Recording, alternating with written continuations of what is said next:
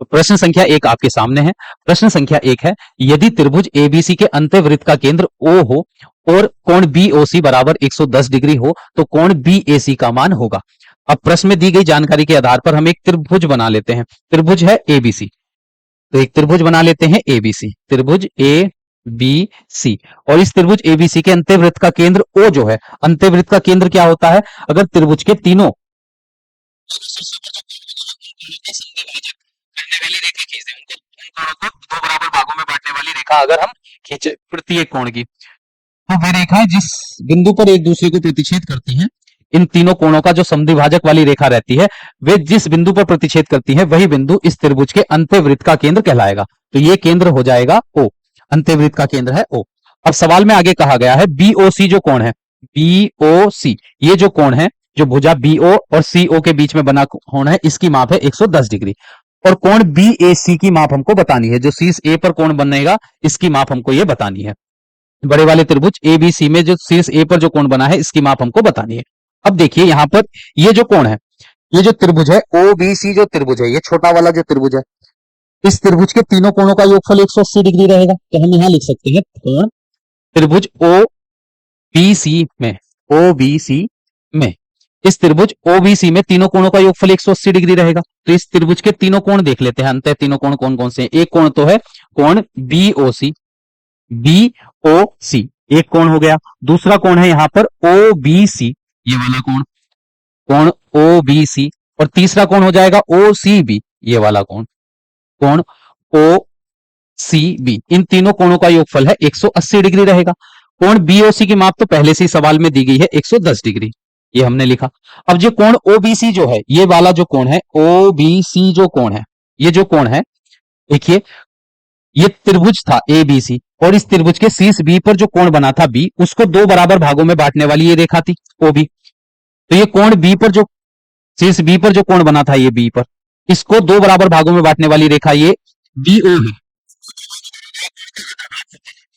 तो ये जो नीचे वाला कोण है OBC, ये जो OBC कोण है, ये कोण B का आधे के बराबर रहेगा। तो इस कोण OBC के स्थान पर हम लिख सकते हैं कोण B का आधा, क्योंकि ये BO वाली जो रेखा है इस पूरे कोण B को दो बराबर भागों में बांट रही है, जिसमें से आधा भाग ये कोण OBC रहेगा। तो OBC जो कोण है वह कोण पूरे कोण B के आधे के बराबर है। प्लस इसी प्रकार जो कोण OCB रहेगा, ये जो कोण है OCB, ये वाला जो कोण है, ये OC वाली जो रेखा है इस कोण C को, इस पूरे कोण C को दो बराबर भागों में बांट रही है, आधा कोण ऊपर आधा कोण नीचे। तो ये कोण OCB जो कोण है, ये कोण C के इस बड़े वाले कोण के आधे के बराबर है, क्योंकि OC वाली रेखा इस कोण को दो बराबर भागों में बांट रही है। तो कोण OCB जो है ये कोण C की आधी माप के बराबर रहेगा, बराबर में 180 डिग्री। अब देखिए ये 110 डिग्री जो है इसको दाहिने पक्ष में ले जाएंगे और इन दोनों के हर में 2 है, तो इन दोनों के हर का 2 एक ही स्थान पर लिख लेते हैं। कोण B प्लस कोण C बराबर में 180 डिग्री, और दाहिने पक्ष में 110 जाएगा तो उधर जाकर घट जाएगा। तो कोण B प्लस कोण C बराबर, अब ये आ जाएगा 2 जो है उधर जाएगा गुणा में, तो 180 में से 110 घटाने पर 70 आएगा और 70 की गुणा हो जाएगी 2 से। तो कोण B और कोण C दोनों कोणों का जो योगफल है वह आ गया है, कोण B और कोण C दोनों कोणों का योगफल आ गया है 70 दूनी 140। तो इस त्रिभुज ABC के जो दो कोण है, एक कोण B वाला कोण C वाला, इन दोनों कोणों का योगफल है 140 डिग्री। अब किसी भी त्रिभुज के तीनों कोणों का योगफल 180 डिग्री रहता है, तो जब इन दो कोणों का योगफल 140 डिग्री है तो तीसरे कोण की माप कितनी हो जाएगी? 140 में 40 जोड़ेंगे तभी तो 180 डिग्री मिलेगा। तो त्रिभुज के अगर हमारे पास दो कोणों की माप, दो कोणों का योगफल पता चल जाए तो तीसरे कोण की माप हम बता सकते हैं। तो हम इस त्रिभुज के जो कोण BAC जो कोण है, इसकी माप अगर हमको निकालनी है तो इस त्रिभुज ABC के जो शेष दो कोण है उनके योगफल को अगर हम 180 में से घटा देंगे तो इस कोण की माप हमको मिल जाएगी। कोण B और कोण C, या इस प्रकार लिख लीजिए आप इसको, कोण BAC प्लस कोण B और प्लस कोण C, तीनों कोणों का योगफल 180 डिग्री रहेगा, क्योंकि ये बड़ा वाला जो त्रिभुज है ABC, इसका नाम लिख लीजिए त्रिभुज ABC में। तो त्रिभुज ABC में के जो तीनों कोण है अंतःकोण, उनका योगफल 180 डिग्री रहेगा। कोण BAC की माप हमको बतानी है और कोण B और C दोनों का योगफल अभी हमने पता किया था 140, तो यहां 140 आ गया बराबर में 180। तो कोण BAC बराबर 180, 140 उधर जाकर घट जाएगा। तो 180 में से 140 घटाएंगे तो हमको मिल जाएगा 40 डिग्री। तो कोण BAC की माप आ गई है 40 डिग्री। तो ऑप्शन नंबर सी इस सवाल का हो जाएगा सही उत्तर। अब चलते हैं अगले सवाल पर। प्रश्न संख्या 2।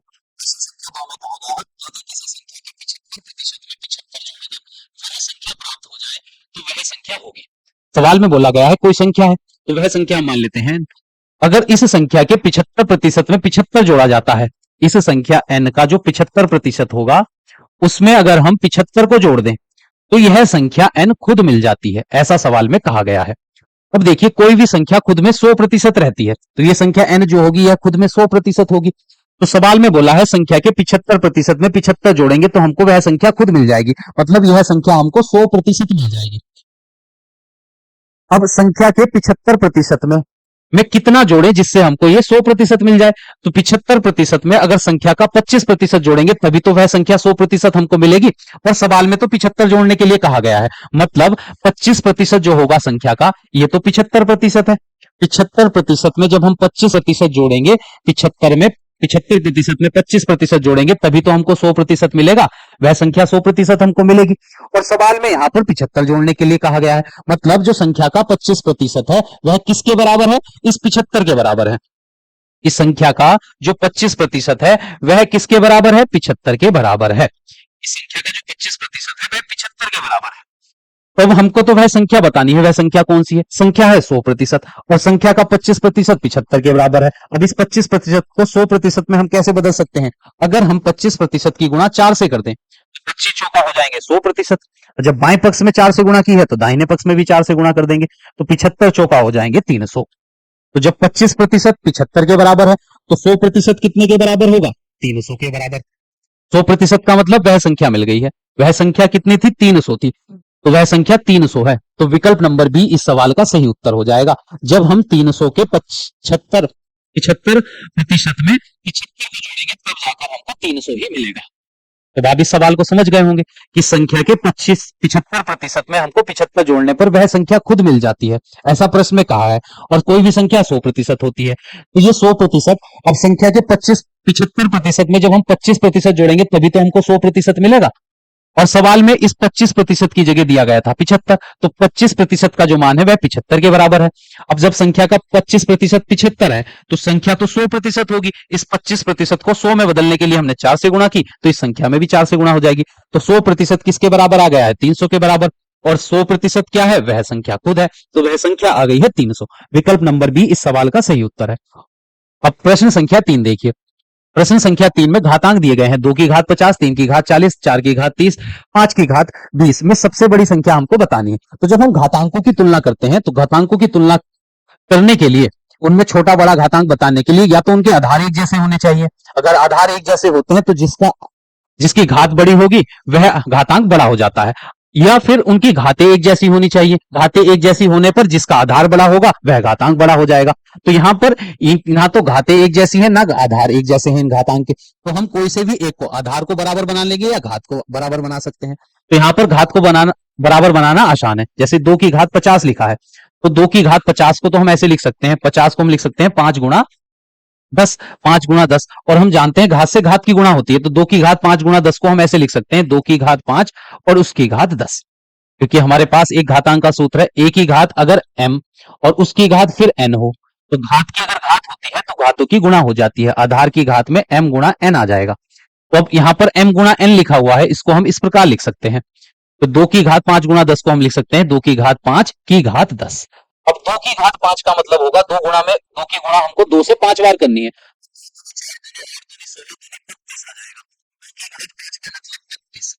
तो 32 की घात यहां पर हम लिख देंगे 10। तो 2 की घात 50 को हम लिख सकते हैं 32 की घात 10 लिख सकते हैं। फिर 3 की घात 40 है, 3 की घात 40 को हम लिख सकते हैं 3 की घात 4 गुणा 10, 40 को लिख सकते हैं 4 गुणा 10, और 4 गुणा 10 को हम लिखेंगे 3 की घात 4 और उसकी घात 10, क्योंकि फिर घात से घात की गुणा होगी तो 4 गुणा 10 ही हमको मिल जाएगा। और 3 की घात 4 का मतलब 3 तिया 9 तिया 27 तिया 81 आ जाएंगे, 81 की घात हो गई है 10। अब अगला घातांक है 4 की घात 30, तो 4 की घात 30 को हम लिख सकते हैं 3 गुणा 10, और 4 की घात 3 गुणा 10 को हम लिखेंगे 4 की घात 3 और उसकी घात 10। और 4 की घात 3 का मतलब 4 चौक 16 चौका 64, 64 की घात आ गई है यहाँ पर 10।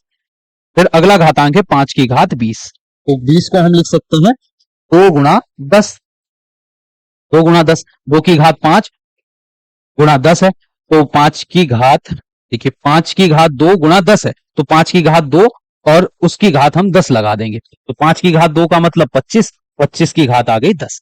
अब सभी घातांकों की घात तो हमने बराबर कर ली है, तो जब घातांकों की घात बराबर रहती है तो जिस घातांक का आधार बड़ा होगा वही घातांक सबसे बड़ा कहलाएगा।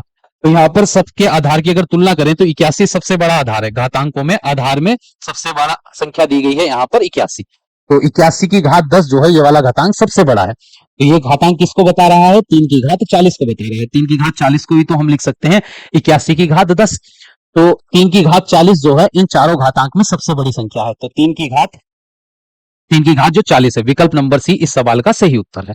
अब हम चलते हैं अगले सवाल पर। सवाल नंबर, ये 3 था, अब ये हो गया 4। सवाल नंबर 4, ए भी एक वृत्त का व्यास है, ए भी एक वृत्त का व्यास है, तो पहले हम वृत्त बना लेते हैं। इस प्रश्न को समझने के लिए एक वृत्त बना लेंगे और इस वृत्त के केंद्र का नाम हम रख लेते हैं ओ। अब सवाल में बोला है ए भी वृत्त का व्यास है, तो हम इसका एक व्यास भी बना लेते हैं। इस वृत्त का व्यास वह जीवा होती है जो केंद्र से होकर जाती है वृत्त के, तो ये ए बी, ये हमने व्यास बना लिया। अब आगे बोला है ए बी सी डी, इसके भीतर एक चक्रीय चतुर्भुज है। अब इस वृत्त के भीतर एक चक्रीय चतुर्भुज है। चक्रीय चतुर्भुज वह चतुर्भुज होता है जिसके चारों शीर्ष वृत्त पर स्थित होते हैं, तो एक ऐसा चतुर्भुज बना लेते हैं यहाँ पर जिसके चारों शीर्ष इस वृत्त पर स्थित रहेंगे, वृत्त की परिधि पर स्थित रहेंगे। तो ये ए बी सी डी है, तो ए बी दो बिंदु और ले लेंगे शीर्ष इस वृत्त के ऊपर, तो सी और एक यहां पर हमने लिया डी। अब इनको मिला देंगे, तो ए बी सी डी और फिर डी ए, तो ये एक चक्रीय चतुर्भुज हमने यहां पर बना लिया है। ए बी सी डी, इसके चारों शीर्ष इस वृत्त पर स्थित है। प्रश्न में आगे कहा गया है कि एबीसीडी चक्रीय चतुर्भुज है और कोण एसीडी 40 डिग्री की माप है। एसीडी जो कोण है, ए सी और डी, एसी और डीसी रेखा के बीच का जो कोण है ये कोण है 40 डिग्री का, ऐसा सवाल में कहा गया है। और कोण बीएडी की माप हमको बतानी है, कोण बीएडी, तो एबी और डीए रेखा के बीच में जो कोण बना हुआ है बीएडी, इसकी माप हमको सवाल में बताने के लिए कहा गया। अब ये माप हम कैसे निकालेंगे, अब हम जानते हैं, देखिए एबी जो है इस वृत्त का व्यास है और व्यास वृत्त को दो अर्धवृत्त में बांटता है। अगर यहां व्यास पे से इस वृत्त को दो बराबर भागों में बांट दें तो दो अर्धवृत्त में बढ़ जाएगा। ये पूरा वृत्त जो है इसके दो आधे आधे भाग हो जाएंगे, आधे आधे, जिनको हम अर्धवृत्त बोलेंगे प्रत्येक भाग को। तो अर्धवृत्त का जो कोण रहता है उसकी माप 90 डिग्री होती है। तो देखिए ए बी जो है इस वृत्त का व्यास है और इस व्यास के द्वारा जो अर्धवृत्त में ये कोण बना हुआ है ए सी बी जो कोण है इसकी माप रहेगी 90 डिग्री, क्योंकि हम जानते हैं कि अर्धवृत्त में बने कोण की माप 90 डिग्री होती है। तो ए सी बी जो कोण है वह उसकी माप आ गई है 90 डिग्री और सवाल में ए सी डी कोण की माप 40 डिग्री दी गई थी। अगर हम इस शीर्ष सी पर बने गए इस पूरे कोण को निकालें, ये जो कोण शीर्ष सी पर जो कोण बना हुआ है, देखिए इतने कोण की माप 40 है, नीचे वाले कोण की माप 90 है, तो 40 और 90 दोनों को मिला देंगे तो हो जाएगा 130 डिग्री। तो शीर्ष सी पर जो ये पूरा कोण बन रहा है इसकी माप है 130 डिग्री। अब ये एबीसीडी जो है, एबीसीडी एक चक्रीय चतुर्भुज है और चक्रीय चतुर्भुज के सम्मुख कोणों का योगफल 180 डिग्री रहता है। तो यहां पर हम लिख देंगे चूंकि एबीसीडी चक्रीय चतुर्भुज है, चक्रीय चतुर्भुज है, चतुर्भुज है, चतुर्भुज है। तो एबीसीडी एक चक्रीय चतुर्भुज है, चक्रीय चतुर्भुज के सम्मुख कोणों का योगफल 180 डिग्री रहता है। तो सम्मुख कोण कौन से हैं, एक कोण सी और कोण ये बीएडी, बीएडी दोनों कोण सम्मुख कोण है, तो यहां पर लिखेंगे कोण सी प्लस कोण बीएडी, दोनों कोणों का योगफल रहेगा 180 डिग्री। कोण सी की माप है 130 डिग्री प्लस कोण बीएडी की माप हमको पता करनी है बराबर में 180 डिग्री। तो कोण बीएडी की जो माप आ जाएगी ये 130 दाहिने पक्ष में जाकर घट जाएगा, 180 में से 130 घटा देंगे तो हमको मिल जाएगा 50 डिग्री। 50 डिग्री विकल्प नंबर बी इस सवाल का हो जाएगा सही उत्तर, कि कोण बीएडी की जो माप है वह है 50 डिग्री। अब सवाल नंबर देखिए 5। सवाल नंबर 5 में कहा गया है यदि x जो है वह 0 से ग्रेटर देन इक्वल, x जो है 0 के बराबर या 0 से बड़ा है, 5 के बराबर या 5 से छोटा है, x का जो मान है वह या तो 0 है या 0 से बड़ी संख्या है, 5 है या 5 से छोटी संख्या है, y जो है या तो 5 के बराबर है या 5 से बड़ी संख्या है और y जो है या तो 10 है या 10 से छोटी संख्या है।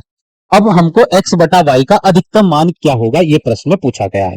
कि x बटा वाई, x को y से भाग करने पर जो अधिकतम मान मिलेगा वह हमको बताना है। देखिए x बटा वाई का अधिकतम मान बताने के लिए अंश में तो हमको संख्या रखनी होगी x का, जब हम बड़े से बड़ा मान रखेंगे, अंश में जब बड़ी से बड़ी संख्या रखेंगे तो x बटा वाई का मान बड़े से बड़ा हमको मिले, तो अंश में तो हमको x का अधिकतम मान रखना होगा, x का अधिकतम मान, अधिकतम मान, पहले इसको हम इसका लिख लेते हैं। देखिए x बटा वाई का हमको अधिकतम मान चाहिए, अधिकतम, तो अधिकतम मान निकालने के लिए हमको अंश में जो x का मान है, यहां पर अंश में बड़ी से बड़ी संख्या रखनी होगी, तो x का अधिकतम मान हमको रखना होगा अंश में।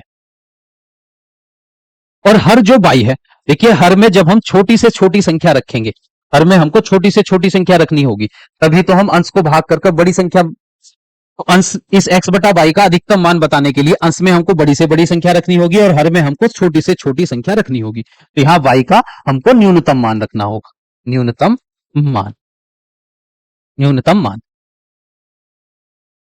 देखिए जब हम y का मान न्यूनतम रखेंगे, क्योंकि छोटी संख्या से भाग करने पर भागफल बड़ा मिलेगा, अगर हम बड़ी संख्या से भाग करेंगे तो भागफल छोटा मिलेगा, तो हमको हर में तो यहां पर रखना होगा छोटी से छोटी संख्या को, अंश में रखना होगा हमको बड़ी से बड़ी संख्या को, तभी हमको x बटा वाई का अधिकतम मान मिलेगा। तो यहाँ x का हमको बड़े से बड़े मान रखना है, तो यहां पर बोला गया है कि x जो है वह या तो 0 के बराबर है या 0 से बड़ा है, 5 के बराबर है या 5 से छोटा है, तो सबसे बड़ा मान इसका 5 हो जाएगा, तो x का सबसे बड़ा मान यहां पर 5 हो जाएगा।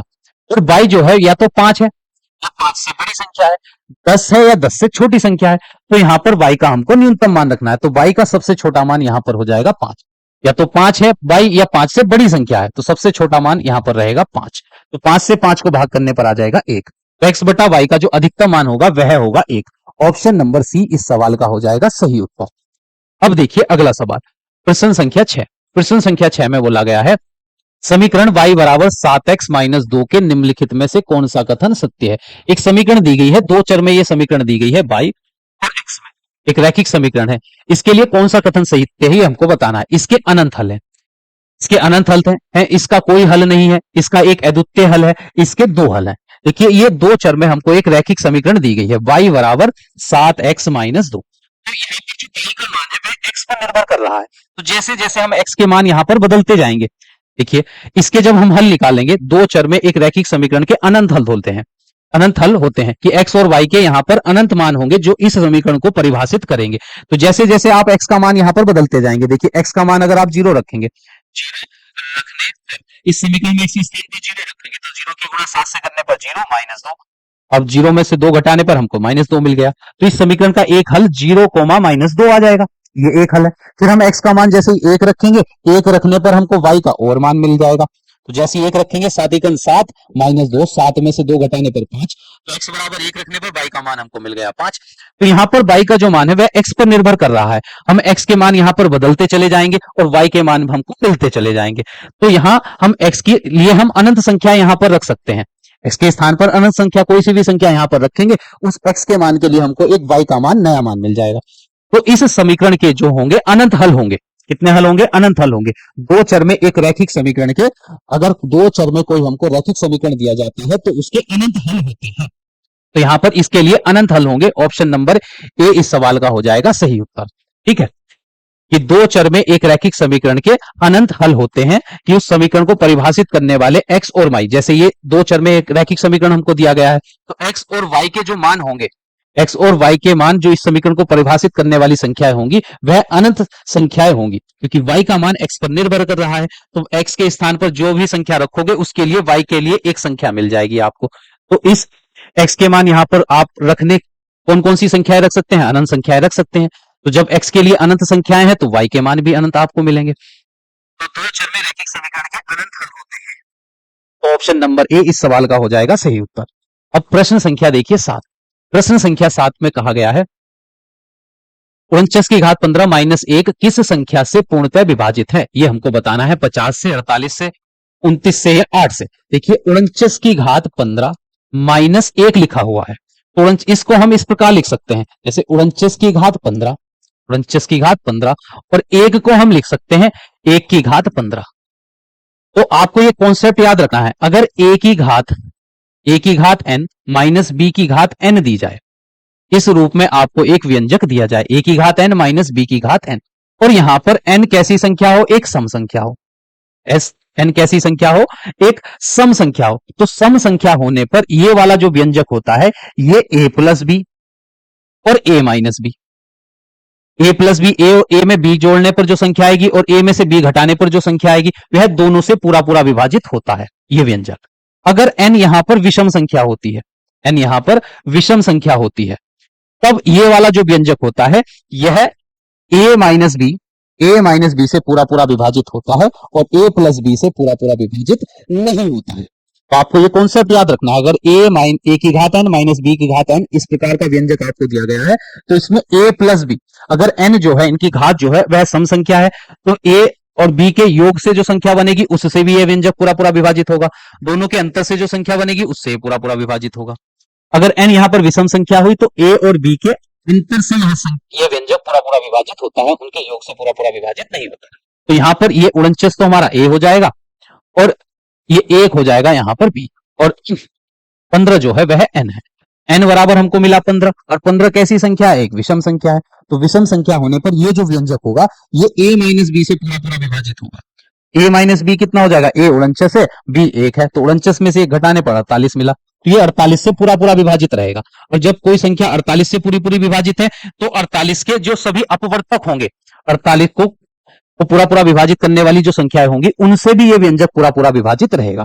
तो देखिए यह संख्या, जब ये जो व्यंजक है जब ये 48 से पूरा पूरा विभाजित है तो 48 के जो अपवर्तक हैं, देखिए यहां पर 50 से तो ये पूरा पूरा विभाजित नहीं होगा, ये 48 से पूरा पूरा विभाजित है, 29 से भी पूरा पूरा विभाजित नहीं होगा, 8 से पूरा पूरा विभाजित हो जाएगा क्योंकि 8 जो है इस 48 का अपवर्तक है। तो जब ये व्यंजक 48 से पूरा पूरा विभाजित होगा तो ये व्यंजक जिस संख्या से पूरा पूरा विभाजित हो रहा है उस संख्या के जितने भी अपवर्तक होंगे उनसे भी ये पूरा पूरा विभाजित होगा। तो 48 का एक अपवर्तक 8 भी होता है कि 8 48 को पूरा पूरा विभाजित कर देता है, 8 छंग 48।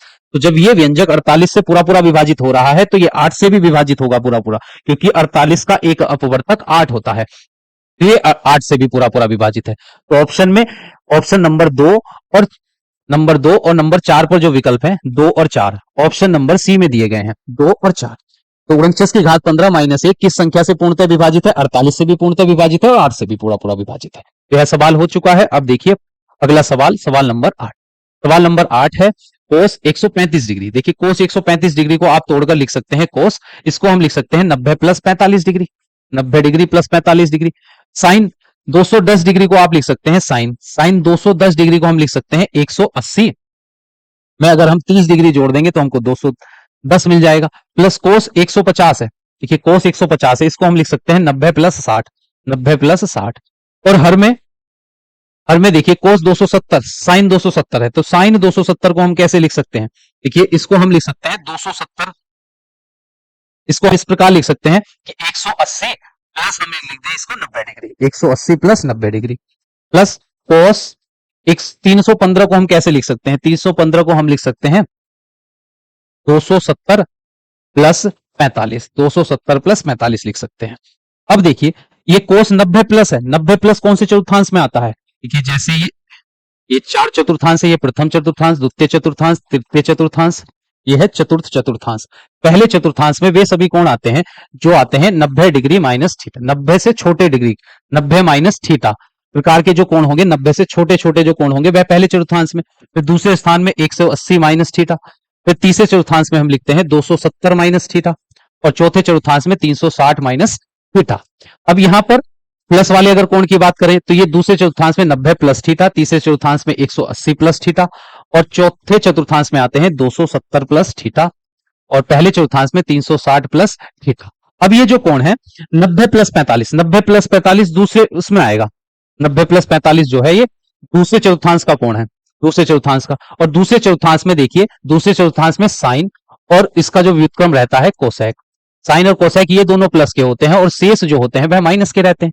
तीसरे चतुर्थांश में टेन और कोट दोनों प्लस के, टेन और कोट दोनों प्लस के रहते हैं, शेष माइनस के होते हैं, माइनस चिन्ह मिलता है। चौथे चतुर्थांश में कोस और सेक दोनों प्लस के होंगे, शेष माइनस के होंगे। और यहाँ पर ऑल प्लस होते हैं, सभी के सभी प्लस रहते हैं पहले चतुर्थांश में। और ये 90 प्लस 45 है, दूसरा चतुर्थांश है, दूसरे चतुर्थांश में कोस रहेगा माइनस का, पर 90 और 270 होने पर कोस बदल जाता है साइन में, साइन बदल जाता है कोस में। तो 90 प्लस तो इस 90 की वजह से कोस बदल जाएगा साइन में। पर ये 90 प्लस चौथांश दूसरा चौथांश था, दूसरे चौथांश में कोस रहता है माइनस का, तो यहां पर माइनस चिन्ह आएगा, तो ये हो जाएगा माइनस साइन 45। फिर गुणा, यहाँ साइन 180 प्लस है, 180 प्लस कौन सा चौथांश है, 180 प्लस तीसरा चौथांश है, तीसरे चौथांश में साइन रहेगा माइनस का, तो यहां पर आ जाएगा माइनस का sine 30 degree, minus sine 30 degree.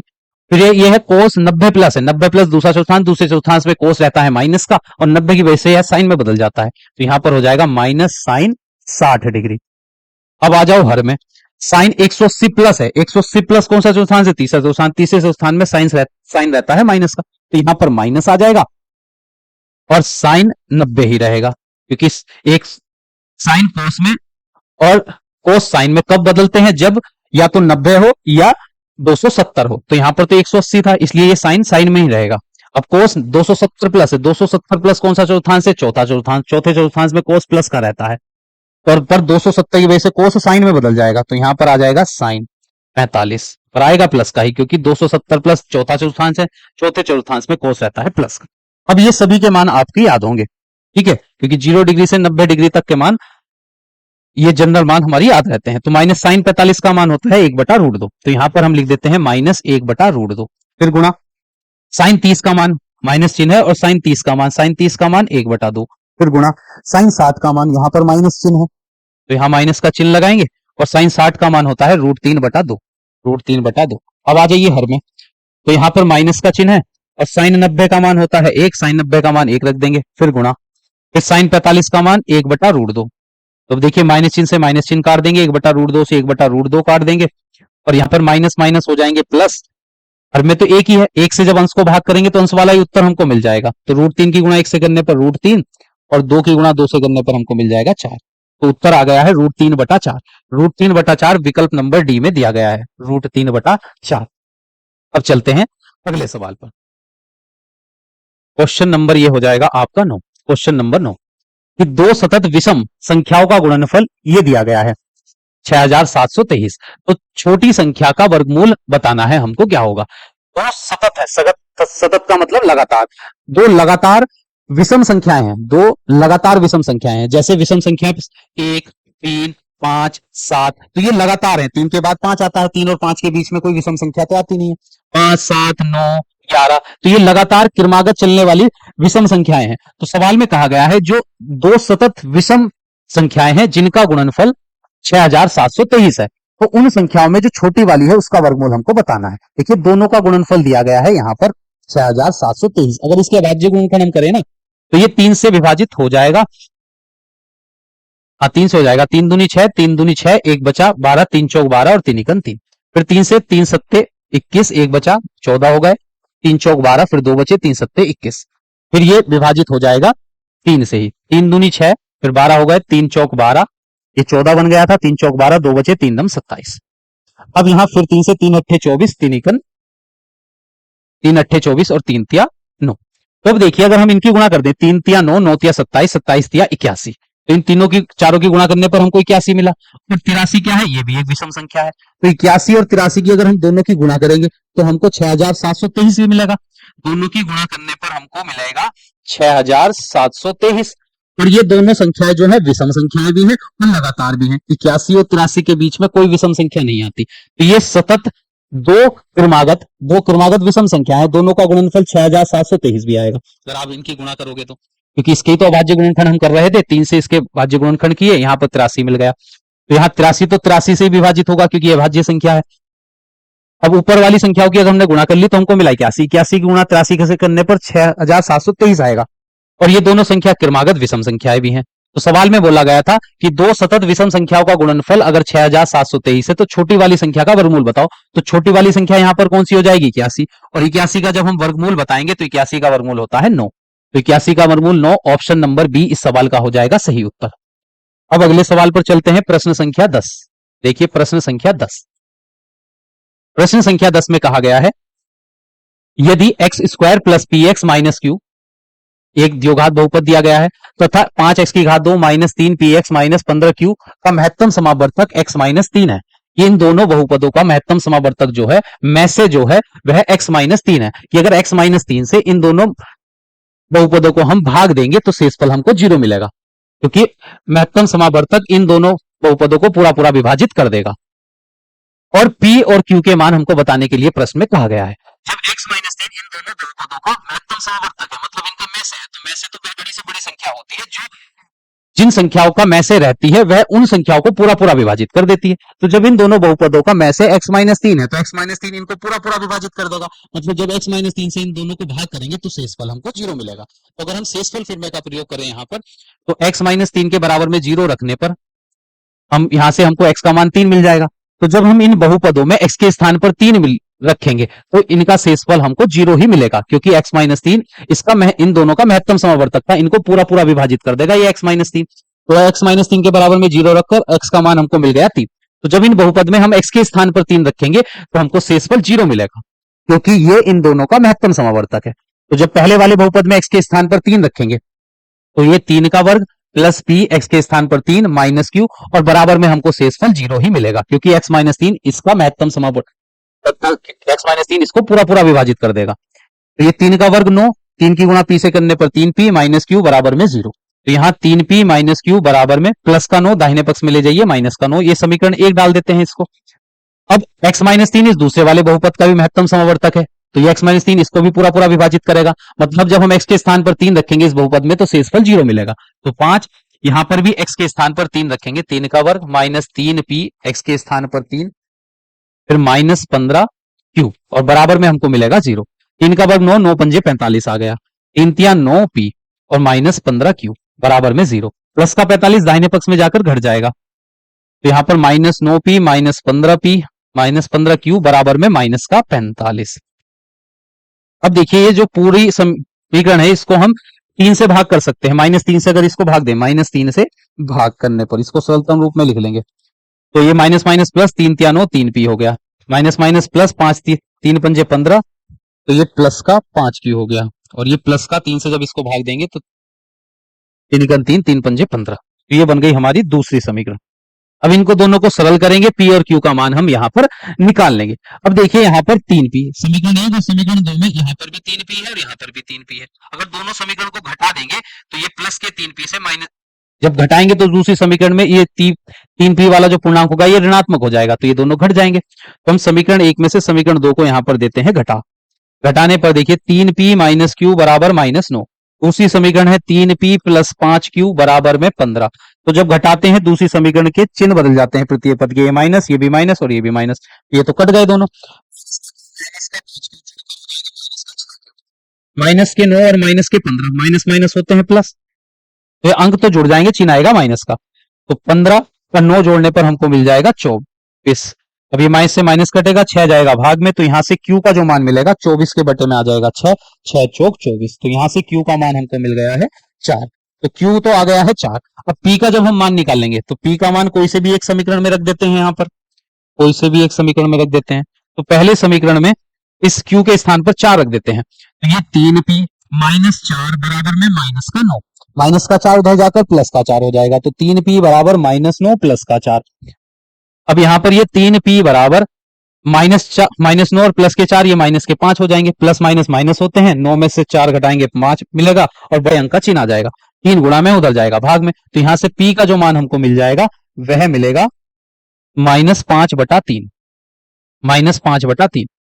तो यहां पर q का तो मान हमको मिला है 4 और p का मान मिला है माइनस का 5/3। तो कौन से विकल्प में दिया गया है, तो माइनस q का मान, p और q के मान बताने हैं, तो पहले p का मान यहां पर दिया गया होगा, p बराबर 4, तो p बराबर 4 और दूसरा मान है माइनस 5/3, p बराबर 4। देखिए अच्छा ये p का मान तो है माइनस 5/3, माइनस 5/3, तो माइनस 5/3 q का मान 4, माइनस 5/3 q का मान 4। ऑप्शन नंबर सी इस सवाल का हो जाएगा सही उत्तर।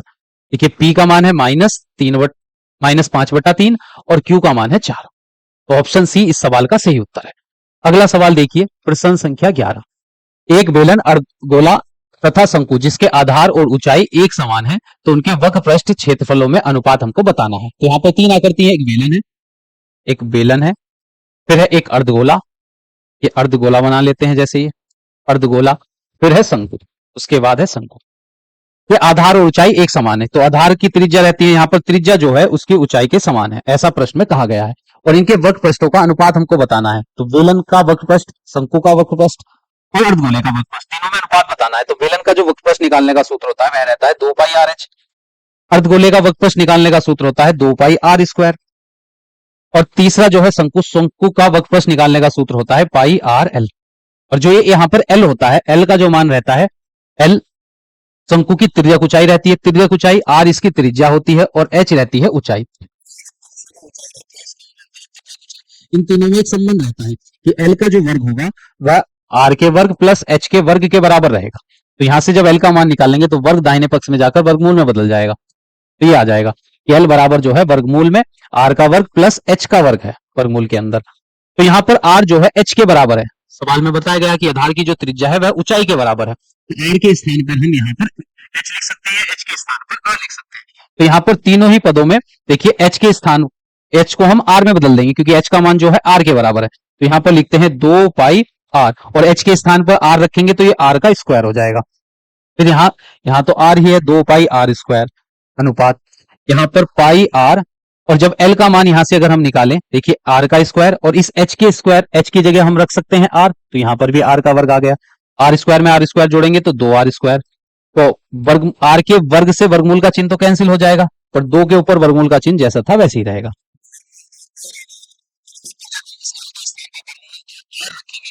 इस गुणा हो जाएगी वर्गमूल की। अब देख सकते हैं तीनों ही अनुपात में यहाँ पर दो, यहाँ पर क्या है पाई आर स्क्वायर और पाई आर स्क्वायर है, तो हम तीनों ही अनुपात में एक जैसी संख्या से भाग करने पर अनुपात पे कोई फर्क नहीं पड़ता है। तो पाई आर स्क्वायर से अगर हम भाग देंगे, पाई आर स्क्वायर से भाग, तो यहाँ पर जब हम भाग करेंगे तो यहाँ पर बचेगा 2 बचेगा, पाई आर स्क्वायर तो कैंसिल हो जाएगा, यहाँ पर भी 2 बचेगा, और यहाँ पर पाई आर स्क्वायर कैंसिल हो जाएगा, केवल √2 बचेगा। तो इन तीनों में जो अनुपात आया है वह 2 अनुपात √2 है, पर ऐसा कोई विकल्प यहाँ पर नहीं दिया गया है। पर इस अनुपात को अगर हम इस प्रकार लिखें, देखिए 2 को लिखा जा सकता है √2 गुणा √2, और इस 2 को भी लिख सकते हैं √2 गुणा √2, और ये तो √2 है ही। अब देखिए तीनों अनुपात में अगर हम एक √2 से भाग और कर दें, √2 से भाग, तो जैसे √2 से हम यहां पर भाग करेंगे,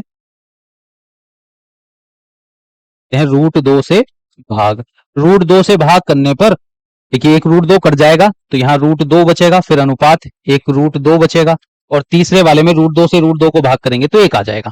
इन तीनों के वक्र पृष्ठ में जो अनुपात है वह है √2 अनुपात √2 अनुपात 1, जो कि विकल्प नंबर बी में दिया गया है, √2 अनुपात √2 अनुपात 1।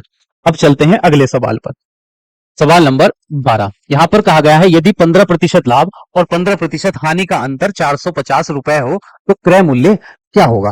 देखिए 15% लाभ का मतलब है 15% लाभ, तो अगर 15% को अगर हम भिन्न में बदलें, तो 15% को अगर भिन्न में बदलेंगे, प्रतिशत के चिन्ह के स्थान पर 1/100, 5 तिया 15 और 5 से 1 कट जाएगा, 5 20 बार, तो ये आ जाएगा 3/20। अगर 15% को हम भिन्न में बदलते हैं तो 3/20 आता है। इसका मतलब जो है अगर क्रय मूल्य 20 है तो उस पर 3 रुपए का लाभ हुआ। अगर क्रय मूल्य अगर 20 रुपए है तो उस पर लाभ कितने का हुआ, तो लाभ हुआ 3 रुपए का।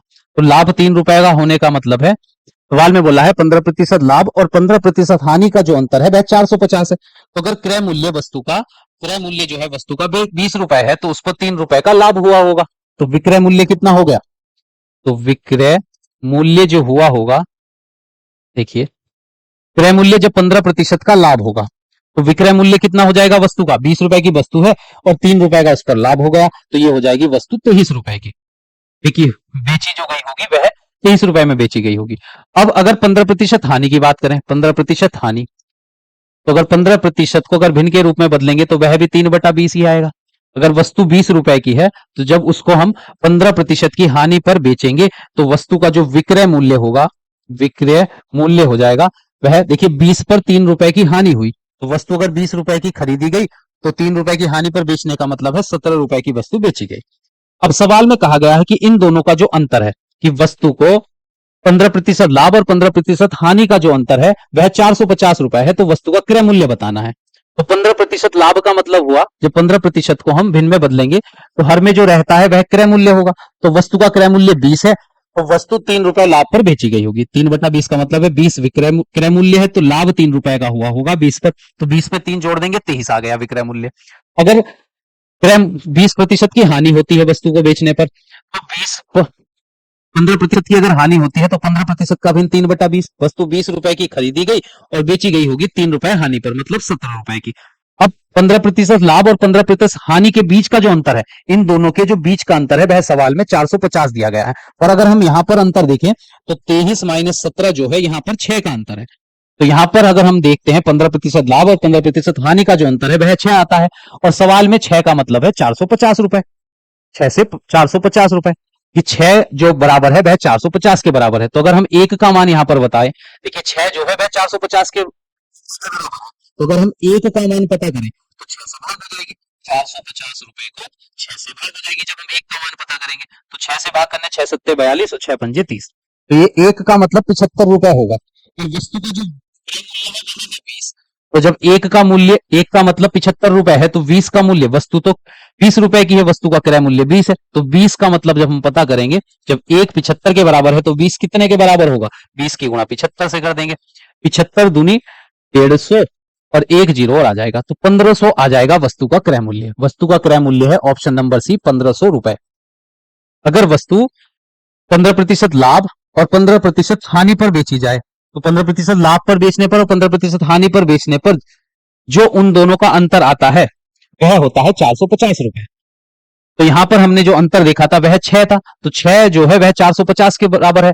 अब पहले हमने एक का मान पता करा, फिर वस्तु का क्रय मूल्य 20 था, तो इसलिए 20 का मान पता करने के लिए एक के मान से गुणा 20 की कर दी, तो हमको मिल गया है 1500 रुपए। वस्तु का जो क्रय मूल्य है वह है 1500 रुपए, ऑप्शन नंबर सी।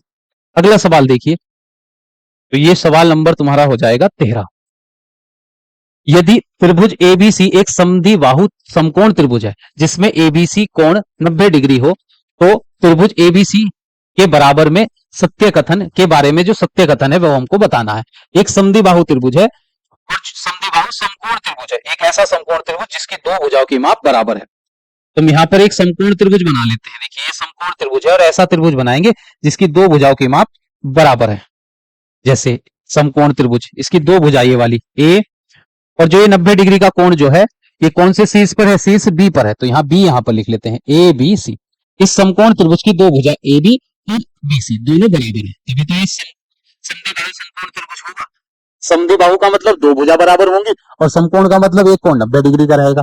और कोण ए बी सी जो था, जो शीर्ष बी पर कोण था, वह 90 था, ऐसा सवाल में बोला गया है।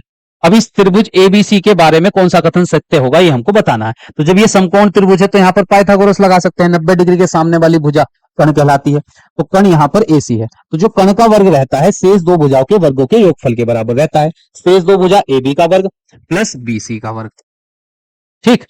तो यहां पर जो है ए बी जो है वह बीसी के बराबर है, ए बी बराबर जो है वह बीसी के बराबर है, तो ए बी के स्थान पर हम बीसी रख सकते हैं या बीसी के स्थान पर हम ए बी रख सकते हैं। तो यहां पर ए सी का वर्ग बराबर, ये देखिए ए बी का वर्ग प्लस इस बीसी जो है ए बी के बराबर है, ये दोनों भुजा बराबर है, तो इस बीसी के स्थान पर हम अगर ए बी लिख दें तो ये आ जाएगा ए बी का वर्ग। तो ए बी का वर्ग और ए बी का वर्ग दोनों को जोड़ेंगे तो मिल जाएगा 2ab का वर्ग। तो जो ए सी वाली भुजा है उसका जो वर्ग होगा वह ए बी के वर्ग के 2 गुने के बराबर रहेगा। और यहां पर विकल्प नंबर बी में ये दिया गया है, ए सी का जो वर्ग है भुजा ए बी के वर्ग के 2 गुने के बराबर रहेगा। ऑप्शन नंबर बी इस सवाल का हो जाएगा सही उत्तर। अगला सवाल देखिए, सवाल नंबर 14। यदि कोई व्यक्ति किसी वृत्ताकार पथ का 4/5वां भाग m मिनट में तय करता है, तब उसी चाल से उस पूर्ण पथ की परिक्रमा करने में व्यतीत समय है, ये हमको बताना है। देखिए कोई वृत्ताकार पथ है, ये वृत्ताकार पथ है, इस वृत्ताकार पथ का 4/5वां जो भाग है वह m मिनट में तय करता है। अगर इसके हम 4/5वां भाग का मतलब है 5 बराबर भाग करें, इस पथ के वृत्ताकार पथ के 5 भागों में से वह 4 भागों को m मिनट में, 5 भागों की जो दूरी है उसको m मिनट में तय कर लेता है। जैसे इसके 5 बराबर भाग करते हैं, देखिए 1 2 3 4 और 5, ये 5 बराबर भाग इसके हो गए, ठीक है। तो प्रश्न में बोला गया है एक वृत्ताकार पथ है, इसके 5 भागों में से वह 4 भागों को की जो दूरी है उनको m मिनट में तय कर लेता है। कि 4/5वां भाग की जो दूरी है वह वो m मिनट में तय कर लेता है। 5 में से 4 भागों की दूरी को अगर यहां से चलना शुरू करे तो वह यहां से लेकर यहां तक 4 भागों तक की दूरी को चलने में उसको लगते हैं m मिनट। गया है कि इस पूरे पथ का चक्कर यहां से चलने के बाद यहां पर ही आने में उसको कितनी, ये पूरी परिक्रमा करने के लिए उसको कितना समय लगेगा, कि यहां से लेकर इस यहां तक ये 5 के 5 भाग की दूरी तय करने में उसको कितना समय लगेगा अगर उसकी चाल पहले के जैसे ही रहे, चाल पहले के जैसे ही रहे। देखिए वह 5 भागों में से 4 भागों की दूरी तय करने में कितने समय का, कितना समय लेता है, m मिनट का समय लगता है। इन 5 भागों में से 4 भाग की दूरी तय करने में उसको m मिनट का समय लगता है। अगर हम एक भाग की दूरी तय करने में समय निकाले तो इस 4 से m को भाग हो जाएगी, 4/m, m/4 मिनट। तो एक भाग की दूरी तय करने में उसको कितना समय लगेगा, m/4 मिनट का समय लगेगा। अब उसको तो ये पूरे पथ की दूरी बतानी है कि इस पूरे भाग को तय करने में, इस पूरी वृत्ताकार पथ की परिक्रमा करने में उसको इन 5 भाग की दूरी तय करने में उसको कितना समय लगेगा। तो 5 भाग का समय हमको बताना है। तो 5 भाग का समय निकालने के लिए देखिए एक भाग की दूरी तय करने में समय लगता है m/4 मिनट का। तो 5 भाग में दूरी, 5 भाग की दूरी तय करने में समय कितना लगेगा, 5 की गुणा m/4 मिनट से कर देंगे तो हमको मिल जाएगा 5m/4 मिनट, 5m/4 मिनट। तो इस पूरे पथ की परिक्रमा करने के लिए उसको कितना समय लगेगा, 5m/4 मिनट का समय उसको लगेगा, 5m/4 minute. Option number C इस सवाल का हो जाएगा सही उत्तर। अगला सवाल देखिए, प्रश्न संख्या 15। प्रश्न संख्या 15 में कहा गया है x प्लस वाई बराबर 2z है तो x minus Z plus Z बटा वाई माइनस जेड का मान होगा। अब सवाल में तो दिया गया है x प्लस वाई बराबर हमको दिया गया है 2z और इतने का मान हमको बताना है। तो यहां से अगर हम इस y का मान पता कर लें, जो सवाल में दिया गया है y बराबर x प्लस का है, दाहिने पक्ष में जाकर घट जाएगा, 2z माइनस x हो गया। इसको यहां पर हम रख लेते हैं। तो देखिए x माइनस जेड, फिर प्लस का चिन्ह, z को जैसा था वैसे ही रखते हैं। इस y के स्थान पर हम ये लिख सकते हैं 2z माइनस x, जो सवाल में दिया गया था इसकी मदद से। तो यहां पर हमने रखा 2z माइनस x, माइनस का z है तो ये x minus Z plus Z बटा 2z में से z घटाएंगे z मिलेगा और ये माइनस का x। देखिए पहले पद के जो हर में है यहाँ पर x माइनस जेड और यहाँ पर z माइनस x, तो यहां से हम लेंगे माइनस कॉमन, यहां से हम लेंगे माइनस कॉमन। तो x माइनस जेड, अगर हर में से माइनस कॉमन ले तो ये प्लस माइनस तो यहाँ माइनस हो जाएंगे, z बटा, जब हर में से माइनस कॉमन लेंगे तो माइनस वाला प्लस हो जाएगा और प्लस वाला हो जाएगा माइनस। अब दोनों के हर एक जैसे हैं तो हर में तो x माइनस जेड आएगा और अंश घट जाएंगे, तो अंश x माइनस जेड में से x माइनस जेड घटेगा। अब अंश और हर में एक जैसे ही व्यंजक लिखे हुए हैं, x माइनस जेड से x माइनस जेड एक बार कट जाएगा, तो इसका उत्तर हमको मिल जाएगा 1। विकल्प नंबर सी इस सवाल का हो जाएगा सही उत्तर। अब देखिए अगला सवाल, सवाल नंबर ये हो जाएगा 15। सवाल नंबर 15, यदि किसी गोले की त्रिज्या में 50% की वृद्धि की जाए तो उसके पार्श्व क्षेत्रफल में कितने प्रतिशत की वृद्धि होगी, ये हमसे प्रश्न में पूछा है कि गोले की त्रिज्या में 50% की वृद्धि कर दी जाए। देखिए 50% की वृद्धि का मतलब 50% को अगर हम लिखते हैं भिन्न में लिखें तो 1/2 आ जाएगा, 1/2 मतलब 50% की वृद्धि होने का मतलब है अगर त्रिज्या पहले 2 थी तो उसमें 1 बढ़ जाएगी, 1 की क्या हो जाएगी, वृद्धि हो जाएगी। अगर पहले वाली जो त्रिज्या थी गोले की वह 2 थी तो उसकी जो नई त्रिज्या हो जाएगी 1 की वृद्धि करने के बाद तो वह हो जाएगी 3। अब यहां पर जो पूछा गया है गोले के पार्श्व क्षेत्रफल में कितने प्रतिशत की वृद्धि होगी, ये हमसे पूछा है। तो गोले का जो क्षेत्रफल निकालने का सूत्र होता है, देखिए गोले का क्षेत्रफल निकालने का जो सूत्र रहता है वह होता है गोले पार्श्व क्षेत्रफल, ये गोले का क्षेत्रफल निकालने का सूत्र रहता है 4πr², 4πr² रहता है, 4πr²। तो जो क्षेत्रफल रहता है यह त्रिज्या के वर्ग के व्युत्क्रमानुपाती रहता है। ये कैसे, अनुक्रमानुपाती रहता है। क्षेत्रफल जो है त्रिज्या के वर्ग के अनुक्रमानुपाती है। यहां पर 4π तो क्या होगा, नियतांक होगा। अब त्रिज्या क्या थी, त्रिज्या हमारी पहले 2 थी, अब उसमें 50% की वृद्धि होने का मतलब है 1 की वृद्धि हो गई, तो अब त्रिज्या कितनी हो गई है, 3। तो अगर क्षेत्रफल पहले त्रिज्या 2 थी तो उसका क्षेत्रफल पहले कितना मिलता, कि पहले क्षेत्रफल कितना था, 2 का वर्ग कितना हो जाएगा, 2 का वर्ग 4। अब फिर बाद में जो क्षेत्रफल 1 की वृद्धि करने के बाद क्षेत्रफल कितना मिलेगा, अगर त्रिज्या के स्थान पर 3 रखेंगे तो 3 का वर्ग आ जाएगा 9। तो क्षेत्रफल कितना हो गया अब 9, पहले 4 था क्षेत्रफल, 1 त्रिज्या में 1 की वृद्धि करने के बाद क्षेत्रफल हो गया 9। तो कितने की वृद्धि हुई, तो यहां पर वृद्धि कितने की हुई है, 9 में से 4 घटा देंगे और किससे तुलना करेंगे? पहले वाले क्षेत्रफल से। पहले क्षेत्रफल 4 था, तो 4 से बढ़कर वह कितना हो गया? 9। तो वृद्धि कितने की हुई है? 9 में से 4 घटाया तो हमको मिल जाएंगे 5। अब प्रतिशत में बदलने के लिए 100% से गुणा कर देंगे, तो 9 में से 4 घटाने पर 5 मिला, बटे में 4, और प्रतिशत से गुणा करेंगे, 4 से 100 कट जाएगा 25 बार, और 25 पंजे होते हैं 125। तो 125% की उसकी क्षेत्रफल में हो गई है वृद्धि। 125% की वृद्धि उसके क्षेत्रफल में हो गई है। तो 125%, ऑप्शन नंबर सी इस सवाल का हो जाएगा सही उत्तर। देखिए सवाल में बोला था गोले की त्रिज्या में 50% की वृद्धि की जाती है। 50% को अगर भिन्न में बदलेंगे तो 1/2।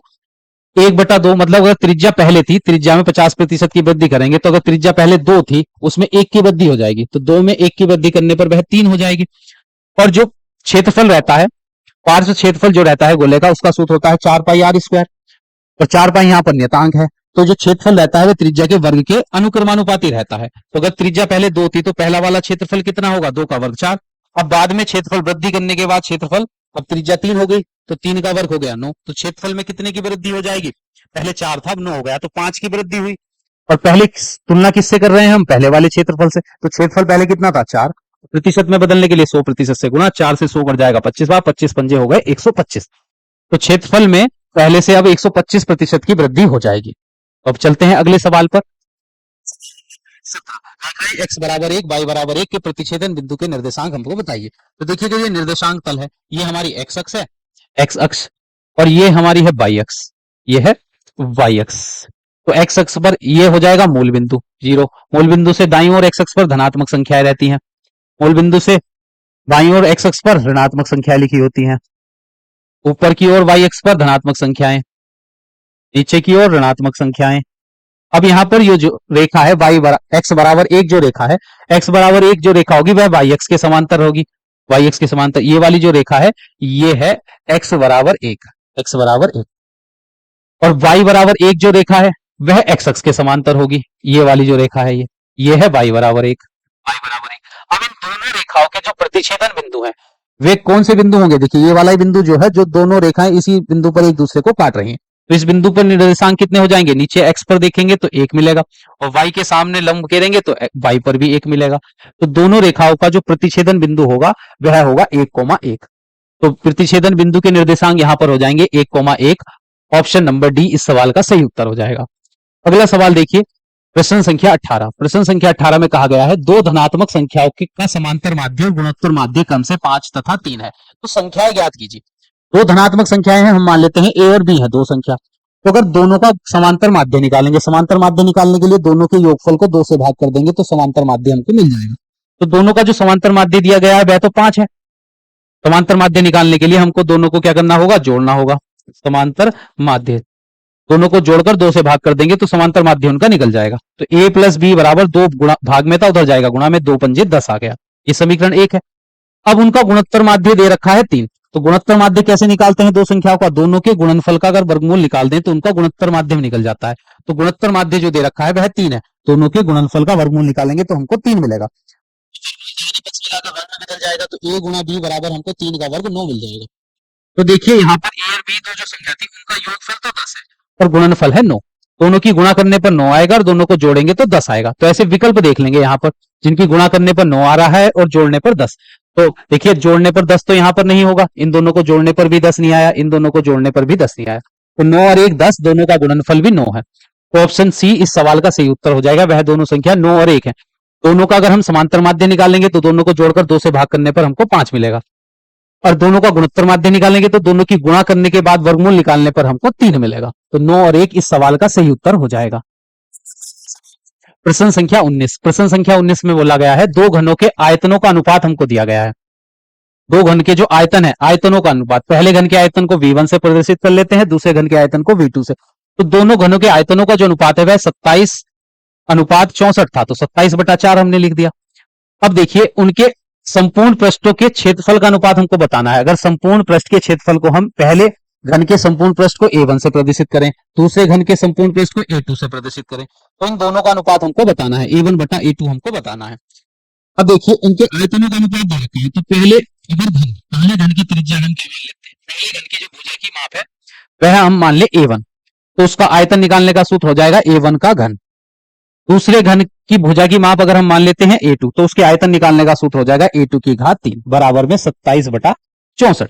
अब ये दोनों का घन है, दोनों पक्षों का अगर घनमूल लें तो ये आ जाएगा A1/A2। ये घन के चिन्ह घनमूल से कैंसिल हो जाएंगे, और 27 का जब हम यहां हम ले रहे हैं घनमूल, घनमूल लेने पर तो 27 का घनमूल 3, 64 का घनमूल आ जाएगा यहाँ पर 4, 4 चौक 16, चौका 64।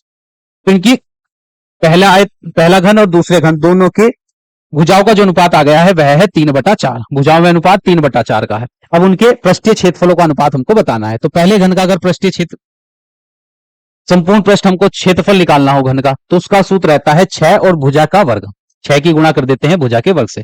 दूसरे घन का संपूर्ण पृष्ठ निकालना होगा तो 6 की गुणा करेंगे हम उसकी भुजा के वर्ग से। तो यहाँ 6 से 6 कट जाएगा, तो ये यहाँ पर दोनों भुजाओं के अनुपातों का वर्ग हमको मिल जाएगा। तो A1/A2 का मान यहां से हमको मिला 3/4।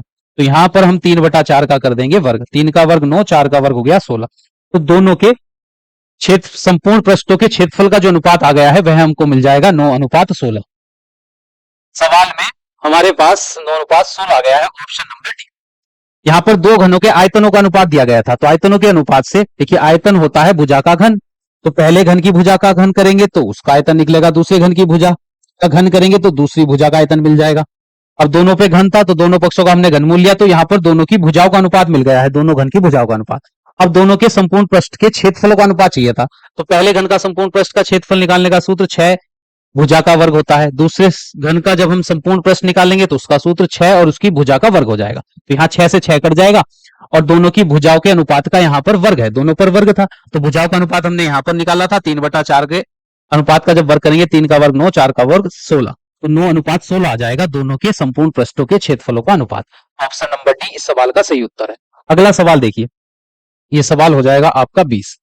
सवाल नंबर 20, यहाँ x की घात 4 प्लस 1/x की घात 4 बराबर 14 दिया गया है, और x की घात 3 प्लस 1/x की घात 3 का मान ज्ञात करने के लिए हमसे कहा गया है।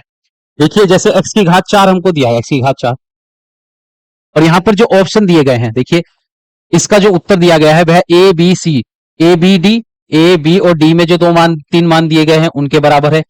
तो यहां पर चारों विकल्प में से इसका जो मान होगा, 3 विकल्प में इसका मान दिया गया होगा, क्योंकि सभी ऑप्शन में 3-3 विकल्प यहां पर उत्तर में दिए गए हैं। तो देखिए 3√6 है, ऑप्शन नंबर ए में 3√6 है, ऑप्शन नंबर बी में अगर हम यहां पर देखिए इसको लिख सकते हैं 18 को हम लिख सकते हैं 6 तिया 18 और बटे में √6, और 6 को लिखा जा सकता है √6 गुणा √6, √6 की गुणा √6 से करेंगे तो हमको 6 मिलेगा, तो इसलिए √6 से √6 कट जाएगा, और 3 की गुणा √6 से करने पर 3√6 आ जाएगा। तो विकल्प ए में जो संख्या लिखी गई है 3√6, विकल्प बी में भी संख्या है 3√6। तो यहाँ पर देखिए ऑप्शन सी में देखिए इस 9 को हम लिख सकते हैं, 9 को हम लिख सकते हैं 3 गुणा 3, और वर्गमूल 2/3 को लिख सकते हैं वर्गमूल 2/3। अब यहां पर 3 को अगर हम लिख दें, 3 को हम लिख सकते हैं √3 गुणा √3 और गुणा √2 बटे में √3, तो √3 से √3 कट जाएगा, ये 3 बाहर रहेगा, √2 की गुणा √3 से करने पर √6 मिल जाएगा। तो यहां पर भी 3√6 लिखा गया है, पहले ऑप्शन में भी 3√6 है, दूसरे ऑप्शन में भी 3√6 है, और तीसरे ऑप्शन में भी यहां पर 3√6 दिया गया है, तो यहां पर और चौथे ऑप्शन में 3√2 दिया गया है। तो 4 विकल्प में से 3 विकल्प में एक ही संख्या यहां पर दी गई है, बस अलग अलग रूप में दी गई है, 3√6, 3√6, 3√6। तो जिस विकल्प में ये तीनों संख्याएं होंगी वही तो इसका उत्तर हो जाएगा, जिसमें तीनों विकल्प होंगे ए बी और सी। तो ए बी सी, ये ऑप्शन नंबर बी इस सवाल का सही उत्तर हो जाएगा। बिना इसको हल किए भी हमने देखो इसका उत्तर बता दिया, क्योंकि यहाँ पर 4 विकल्प दिए गए थे इस सवाल के लिए, और इन चारों विकल्प में से कोई से 3 विकल्प सही होने थे, क्योंकि सभी विकल्प में 3-3 विकल्प दिए गए हैं ना यहाँ पर चारों में, तो कोई से 3 सही होने थे, तो इसका जो मान मिलेगा वह तो एक ही संख्या होगी, और वही संख्या इन तीनों विकल्प में यहाँ पर 3 दी गई थी, 3√6, 3√6 और 3√6। तो आप ऐसे इस सवाल का उत्तर निकाल सकते थे। अगर आपको ये हल करके निकालना है कि 3√6 इसका उत्तर कैसे आएगा, तो जब सवाल में x की घात 4 और उस x के व्युत्क्रम की घात 4 वाला फॉर्मेट दिया जाए, जैसे ये a की घात 4 प्लस 1/a की घात 4 आपको दिया जाए, प्रश्न में दिया जाए, जैसे ये किसके बराबर है, n के बराबर है, और आपसे उसकी घात 3 में घात 4 वाला हमको दिया गया है, घात 3 वाला हमको निकालना है फॉर्मेट। तो पहले हम इसको घात 1 में बदलेंगे, a की घात 4 प्लस 1/a की घात 4 बराबर n को जब हम घात 1 में बदलेंगे तो उसका सूत्र हो जाएगा a प्लस 1/a बराबर जो होता है वर्गमूल के अंदर देखिए वर्गमूल वर्गमूल n+2, n+2 और फिर +2, n+2 और फिर +2, ये होता है इसका मान निकालने का सूत्र।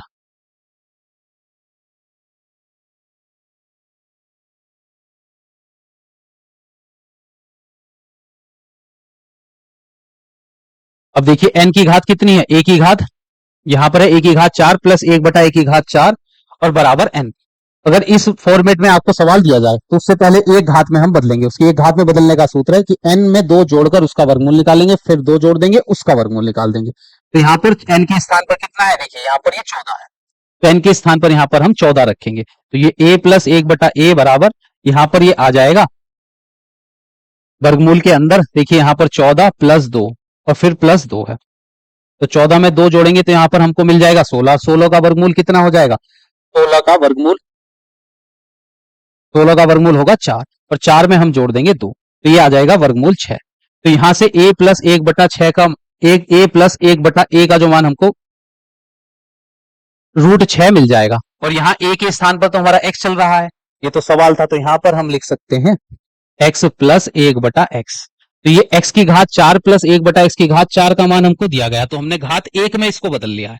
अब घात 3 में हमको इसका उत्तर देना है, तो अगर आपको एक सूत्र और लिखना होगा यहां पर, तो लिखते हैं अगर a की घात a प्लस 1/a बराबर n होता है, अगर घात 1 बराबर n मिलेगा आपको, तो अगर घात 3 में आपको बदलना है उसकी, तो घात 3 में बदलने के लिए उस n के घन में से हम घटा देते हैं उसके 3 गुने को।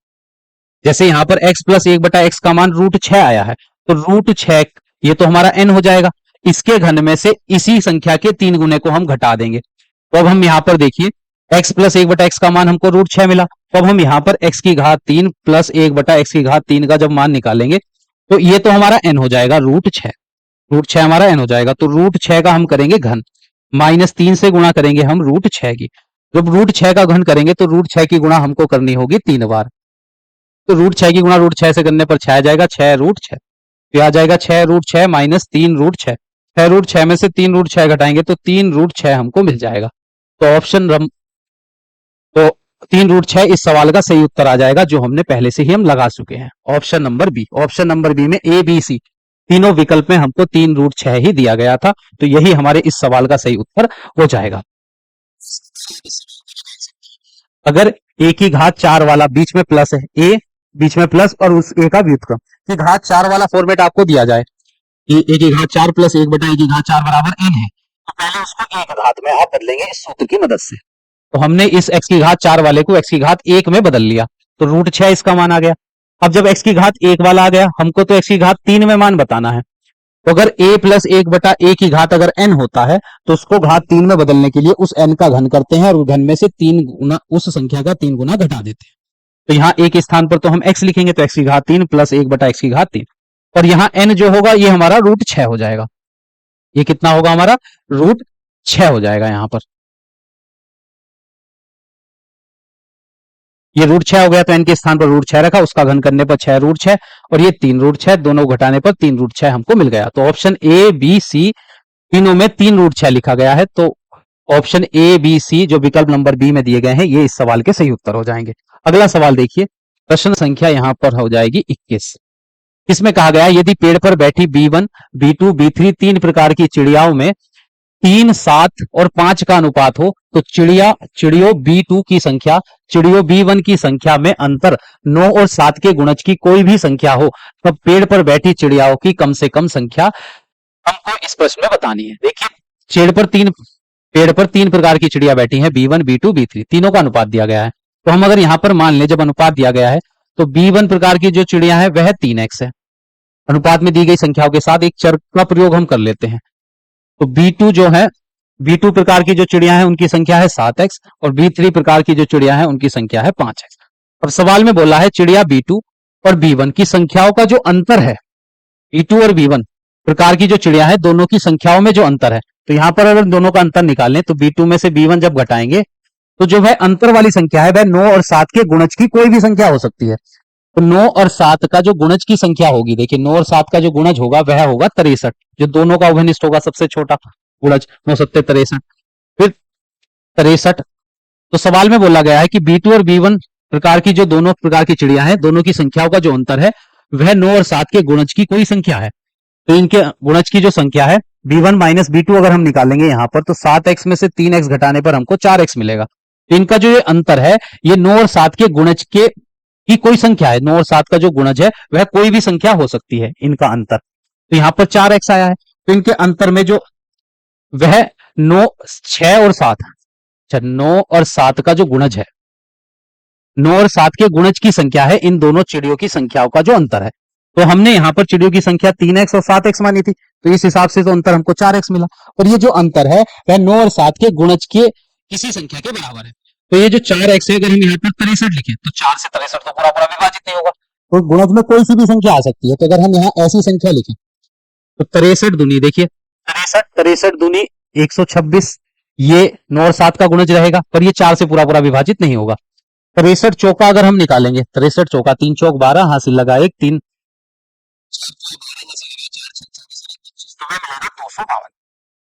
तो 9 और 7 का जो गुणज है वह 252 भी है, वह 4 से पूरा पूरा भी विभाजित हो जाएगा। तो सवाल में बोला गया था कि B2 और B1 प्रकार की जो चिड़िया है, दोनों का जो अंतर है 9 और 7 के गुणज की कोई भी संख्या हो सकती है। तो 9 और 7 का पहला गुणज 63, फिर 126, इस प्रकार ये जो चौथे नंबर का गुणज मिलेगा 252, यह 4 से पूरा पूरा विभाजित होगा, इसलिए हमने ये वाला लिख लिया यहाँ पर। और यहां से जब x का मान हम बताएंगे तो 4 से उधर भाग करेंगे तो 4 एकम 4 छंग 24, एक बचेगा 4 तिया 12, तो यहां से x का मान हमको मिल जाएगा 63। तो B1 प्रकार की जो चिड़िया हैं उनकी संख्या कितनी हो जाएगी, देखिए 3 और 3 की गुणा x से करनी है, तो 3 की गुणा 63 से कर देंगे, 3 तिया 9, 3 छंग 18, तो 189 चिड़िया तो B1 प्रकार की हो जाएंगी कम से कम। और x का मान या 7 की गुणा 63 से करेंगे, 7 की गुणा 7 के 21 का 1, हासिल लगे 2, 7 छंग 42 और 2 जोड़ देंगे तो 44, 441 ये हो गई। और B3 प्रकार की जो चिड़िया होंगी 5 की गुणा 63 से कर देंगे, 5 तिया 15, हासिल 1, 5 छंग 30 और 1 31। अब इन तीनों प्रकार की चिड़ियों को जोड़ लेंगे हम, या इस प्रकार भी हम निकाल सकते थे, देखिए 3x 7x और 5x, 7 3 10 और 5 ये हो गई 15x, तो कुल चिड़ियों की संख्या हो गई 15x। और यहाँ पर x का जो मान है वह कितना है 63, 63 की गुणा 15 से कर देंगे, 15 पे 45 का 5, हासिल लगेंगे 4, 15 छंग 90 और 4 94, तो 945 आ जाएंगी। तो चिड़ियों की जो कम से कम संख्या रहेगी वह 945 है। ऑप्शन नंबर बी इस सवाल का सही उत्तर हो जाएगा। आप ऐसे भी इनको जोड़ सकते थे, 189, 441 और 315 जोड़ने पर आपको 945 ही मिलेगा। प्रश्न में कहा गया था एक पेड़ पर 3 प्रकार की चिड़िया बैठी हैं जिनकी संख्याओं का अनुपात हमको दिया गया था। तो जब संख्याओं का अनुपात दिया गया था उनकी संख्या हमने मान ली तीनों प्रकार की चिड़ियाओं की। फिर बताया B2 और B1 प्रकार की जो चिड़िया है कि उनकी संख्याओं का जो अंतर है वह 9 और 7 के गुणज की कोई भी संख्या हो सकती है। तो अगर दोनों का अंतर हमने निकाला तो हमको मिला 4x। तो जब 9 और इनका जो अंतर था 9 और 7 के गुणज की कोई सी भी संख्या हो सकती थी, तो हमने यहाँ पर 9 और 7 की गुणज की ऐसी संख्या ली जो 4 का भी गुणज हो, जो 4 से पूरी पूरी विभाजित हो जाए। तो हमने 252 ली, तो यहाँ से x का मान कितना मिल गया हमको 63, x का मान यहाँ पर रख दिया, तो प्रत्येक प्रकार की चिड़ियों की संख्या हमको मिल गई। तो कम से कम उस पेड़ पर कुल कितनी चिड़िया हैं 945 है। ऑप्शन नंबर बी इस सवाल का हो जाएगा सही उत्तर। अब देखिए अगला सवाल, सवाल नंबर 22, x का मान हमको दिया गया है और इसका मान हमसे पूछा है इस व्यंजक का x की घात 3। देखिए x बराबर दिया गया है 2 माइनस वर्गमूल 3 की घात -1, और इसको हम लिख सकते हैं 1 बटा 2 माइनस वर्गमूल 3 का व्युत्क्रम हमको दिया गया है, तो इसको हम लिख सकते हैं 2 माइनस वर्गमूल 3 1 के बटे में। ये अब इसका जब परिमेयकरण करेंगे तो हर में जो संख्या लिखी गई है उसके चिन्ह बदलकर अंश और हर में दोनों स्थान पर गुणा कर देंगे। तो कर लेते हैं 2 प्लस वर्गमूल 3 की गुणा 1 से करने पर 2 प्लस वर्गमूल 3, और हर में ये a minus B A plus B वाला सूत्र बन गया। तो पहली संख्या का वर्ग माइनस दूसरी संख्या का वर्ग, तो ये 2 प्लस वर्गमूल 3, 2 का वर्ग 4, वर्गमूल 3 3 आ गया। तो 2 प्लस वर्गमूल 3, 4 में से 3 घटाने पर 1, 1 से जब 2 प्लस वर्गमूल 3 को भाग करेंगे तो 2 प्लस वर्गमूल 3 आ गया। तो x का जो मान है वह है 2 प्लस वर्गमूल 3। अब इसको हम यहां पर रखकर इसका मान पता कर लेंगे। रखते हैं यहां पर x के स्थान पर हम क्या रखेंगे 2 प्लस वर्गमूल 3 की घात 3, फिर -2, फिर x के स्थान पर 2 प्लस वर्गमूल 3 की घात 2, -7, x के स्थान पर 2 प्लस वर्गमूल 3 प्लस फिर 5। अब इसको हल करते हैं तो 2 प्लस वर्गमूल 3 का घन है, तो यहां पर ये सूत्र लाएंगे a प्लस बी की घात 3 वाला सूत्र, पहले पद का घन फिर दूसरे पद का घन प्लस 3ab और कोष्टक में a प्लस b। ये सूत्र हम यहां पर लगाएंगे। तो 2 का घन आ जाएगा 8 प्लस वर्गमूल 3 का घन जब हम निकालेंगे तो ये आ जाएगा 3 वर्गमूल 3 प्लस फिर 2 की गुणा 3 की गुणा इन दोनों से करनी है, तो 3 दूनी 6, 6 वर्गमूल 3 आ जाएगा। और कोष्टक में इसी को दोबारा से लिखेंगे 2 प्लस वर्गमूल 3। फिर ये -2 और 2 प्लस वर्गमूल 3 का वर्ग करना है हमको, a प्लस b की घात 2। तो पहली संख्या का वर्ग 2 का वर्ग 4, फिर वर्गमूल 3 का वर्ग करेंगे तो 3 आएगा, प्लस फिर 2ab 2 की गुणा इन दोनों से करेंगे तो 2 दूनी 4 √3 आ जाएगा। फिर -7 की गुणा इस कोष्टक में करनी है, तो -7 की गुणा 2 से करने पर -14, फिर माइनस का 7 वर्गमूल 3, फिर प्लस का 5 है। अब ये देखिए 8 प्लस 3 वर्गमूल 3 प्लस 6 वर्गमूल 3 की 2 से गुणा करेंगे तो 6 दूनी 12 वर्गमूल 3, फिर 6 वर्गमूल 3 की गुणा वर्गमूल 3 से करने पर 3 आएगा, 3 की गुणा 6 से कर देंगे 6 तिया 18। अब इस -2 की गुणा इन सभी संख्याओं से करनी है। देखिए 4 और 3 7 और 7 दूनी हो जाएंगे 14 माइनस के 14, फिर माइनस प्लस माइनस हो जाएंगे, 4 दूनी हो जाएंगे 8 वर्गमूल 3, फिर ये माइनस का 14 है, माइनस का 7 वर्गमूल 3 और प्लस का 5। अब देखिए यहां पर ये हो जाएगा, इन संख्याओं को जोड़ लेते हैं, 8 और 18, 8 और 18 जोड़ने पर 26, 26 और 5 यहां पर हो जाएंगे 31, 26 और 5 ये हो गए 31। उसके बाद वर्गमूल वाली 31 और ये हो जाएंगे, देखिए 14 माइनस के हैं और 14 माइनस के हैं, ये हो गए माइनस के 28। उसके बाद 3 वर्गमूल 3, ये वर्गमूल 3 वाले देख लीजिए, देखिए 3 वर्गमूल 3 12 वर्गमूल 3, तो 3 और 12 जुड़कर कितने हो जाएंगे 15 वर्गमूल 3। फिर ये माइनस वाले हैं, देखिए माइनस के 8 वर्गमूल 3, माइनस के 7 वर्गमूल 3, माइनस माइनस प्लस, तो माइनस के 8 और 7 हो जाएंगे 15 वर्गमूल 3। ये प्लस के 15 वर्गमूल 3, ये माइनस के 15 वर्गमूल 3। अब यहां से जब 31 में से 28 घटाएंगे तो हमको मिल जाएंगे 3। तो विकल्प नंबर बी इस सवाल का हो जाएगा सही उत्तर, ऑप्शन नंबर 3। विकल्प नंबर बी इस सवाल का सही उत्तर हो जाएगा जिसमें दिया गया है 3। तो पहले यहां पर x का जो मान दिया गया था, उसका x का मान 2 माइनस वर्गमूल 3 का व्युत्क्रम दिया गया था, तो इसका व्युत्क्रम इसे हर में ले जाएंगे तो घात प्लस की हो जाएगी इसकी एक। इसका परिमीकरण करेंगे तो यहां से x का मान हमको 2 प्लस वर्गमूल 3 मिल जाएगा। अब x के स्थान पर यहां पर रख देंगे और फिर उसको हल करेंगे और x का मान आपको मिल जाएगा। अब चलते हैं अगले सवाल पर। प्रश्न संख्या 23 देखिए, यदि 10 की घात 3 a प्लस a एक पूर्ण संख्या है, ये एक पूर्ण वर्ग संख्या है और a में कम से कम अंकों की संख्या हमसे पूछी है। देखिए a 10 की घात 3 a प्लस a ये एक पूर्ण वर्ग संख्या है। पूर्ण वर्ग संख्या मतलब जैसे 2 की गुणा 2 से करते हैं तो हमको 4 मिलता है, तो 4 क्या रहती है पूर्ण वर्ग संख्या रहती है, मतलब ऐसी संख्या जो किसी संख्या की उसी संख्या से गुणा करने पर मिले। तो ये जो है एक पूर्ण वर्ग संख्या है, तो ये किसी एक संख्या की उसी संख्या से गुणा करने के बाद मिली होगी, ये जो संख्या है ये पूर्ण वर्ग है, पूर्ण वर्ग संख्या। तो यहां देखिए 10 की घात 3 का मतलब 1000, a प्लस a, अगर हम यहां से a को कॉमन निकाल दें तो यहां पर बचेगा 1000 प्लस a से a को भाग करने पर 1, तो a और बीच में गुणा का चिन्ह होगा, 1000 में 1 जोड़ देंगे तो 1001 मिल गया, 1001। और जब ये एक पूर्ण वर्ग संख्या है, कैसी संख्या है पूर्ण वर्ग, तो जब 1001 संख्या है तो a के स्थान पर भी क्या होना चाहिए 1001 होना चाहिए, तभी तो ये पूर्ण वर्ग संख्या बनेगी। 1001 की गुणा 1001 से करेंगे तो जब जो संख्या मिलेगी वह पूर्ण वर्ग कहलाएगी, क्योंकि एक संख्या की उसी संख्या से गुणा करने पर जो संख्या मिलती है वह पूर्ण वर्ग रहती है।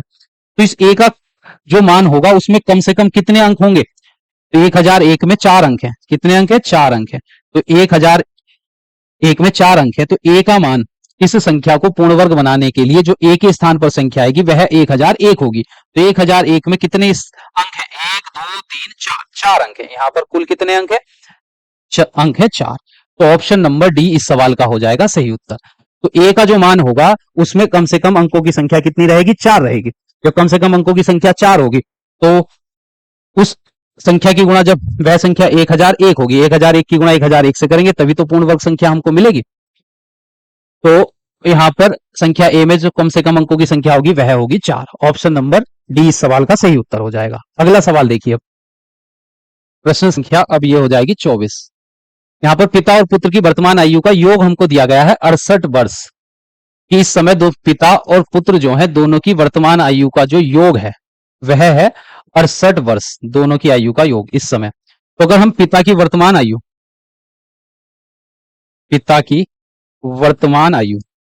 वर्तमान आयु को अगर हम x मान ले तो पुत्र की वर्तमान आयु कितनी हो जाएगी?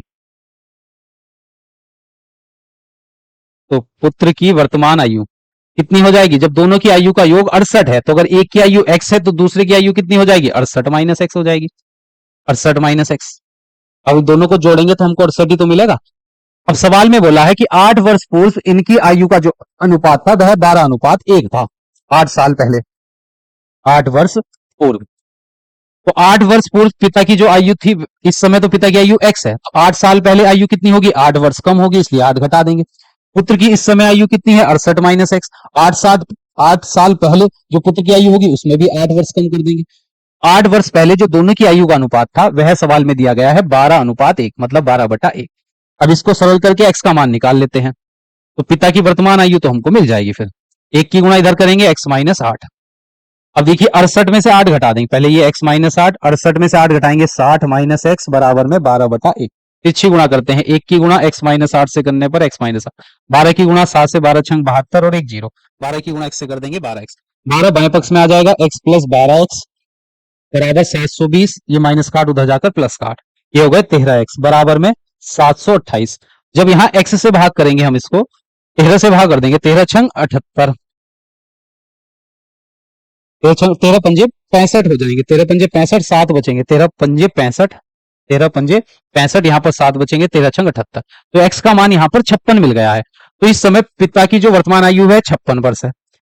पिता की जो वर्तमान आयु हो जाएगी, पिता की आयु तो वह तो हो जाएगी 56 जो हमने x मानी थी, और पुत्र की कितनी हो जाएगी? वह 68 में से जब 56 घटाएंगे, तो 68 में से हम 56 यहां पर घटा देंगे तो हमको कितनी मिल जाएगी? ये मिल जाएगी 12 वर्ष। तो पिता और पुत्र की वर्तमान आयु तो हमको मिल गई है, पर सवाल में हमसे जो पूछा है 4 वर्ष के बाद आयु का अनुपात पूछा है, 4 वर्ष बाद, 4 वर्ष बाद की आयु का अनुपात पूछा है। तो पिता की आयु 4 वर्ष के बाद कितनी होगी? 56 में 4 जोड़ देंगे, और पुत्र की 4 वर्ष के बाद आयु कितनी होगी? यहां पर 12 में 4 जोड़ देंगे, तो ये हो गई 60, और ये 12 4 16। अब इनको काट लेते हैं, 15 ये कट जाएगा 4 से, 4 एकन 4, 4 एकन 4, 2 बचे 4 पंजे 20, और ये 4 से 4 चौक 16, तो 15:16 आ जाएगा, 15:4 हमको मिल गया है कि पिता और पुत्र की वर्तमान आयु के 4 वर्ष के बाद जो उनकी आयु का अनुपात होगा वह हो जाएगा 15:4। 15:4 विकल्प नंबर सी इस सवाल का हो जाएगा सही उत्तर। अब चलते हैं अगले सवाल पर। सवाल नंबर 25 देखिए, एक समीकरण दी गई है, इसके मूलों के व्युत्क्रम का योग हमको बताना है। तो समीकरण है ए बी एक्स की घात 2 बराबर में a प्लस बी की घात 2 प्लस 2ab, ये एक सर समीकरण है। ये है a प्लस बी की घात, a प्लस बी का वर्ग लिखा हुआ है, फिर x माइनस 1। तो इसको पहले हम द्विघात समीकरण के व्यापक रूप में बदल लेते हैं। पहले a b एक्स की घात 2, अब x की गुणा इस कोष्टक से होगी तो a प्लस बी का वर्ग और भार x, फिर माइनस 1 की गुणा इस कोष्टक से होगी तो माइनस a प्लस बी का वर्ग आ गया। अब इसको व्यापक रूप में बदलने के लिए a प्लस बी की घात 2, ये प्लस का है इधर आएगा, ये कोष्टक माइनस का हो जाएगा, a प्लस बी की घात 2 और x, ये माइनस वाला है इधर आएगा प्लस का हो जाएगा, a प्लस बी का वर्ग बराबर में 0। अब ये द्विघात समीकरण हमने लिख ली है व्यापक रूप में, पहले x की घात 2 वाला पद, फिर x की घात 1 वाला पद, बिना x वाला पद। अब इस द्विघात समीकरण के मूलों के व्युत्क्रम का योग हमको बताना है। तो किसी भी द्विघात समीकरण के 2 मूल होते हैं, तो इसके 2 मूल हम मान लेते हैं, माना 2 मूल, एक अल्फा मान लेते हैं और एक बीटा, अल्फा तथा बीटा है, अल्फा तथा बीटा है।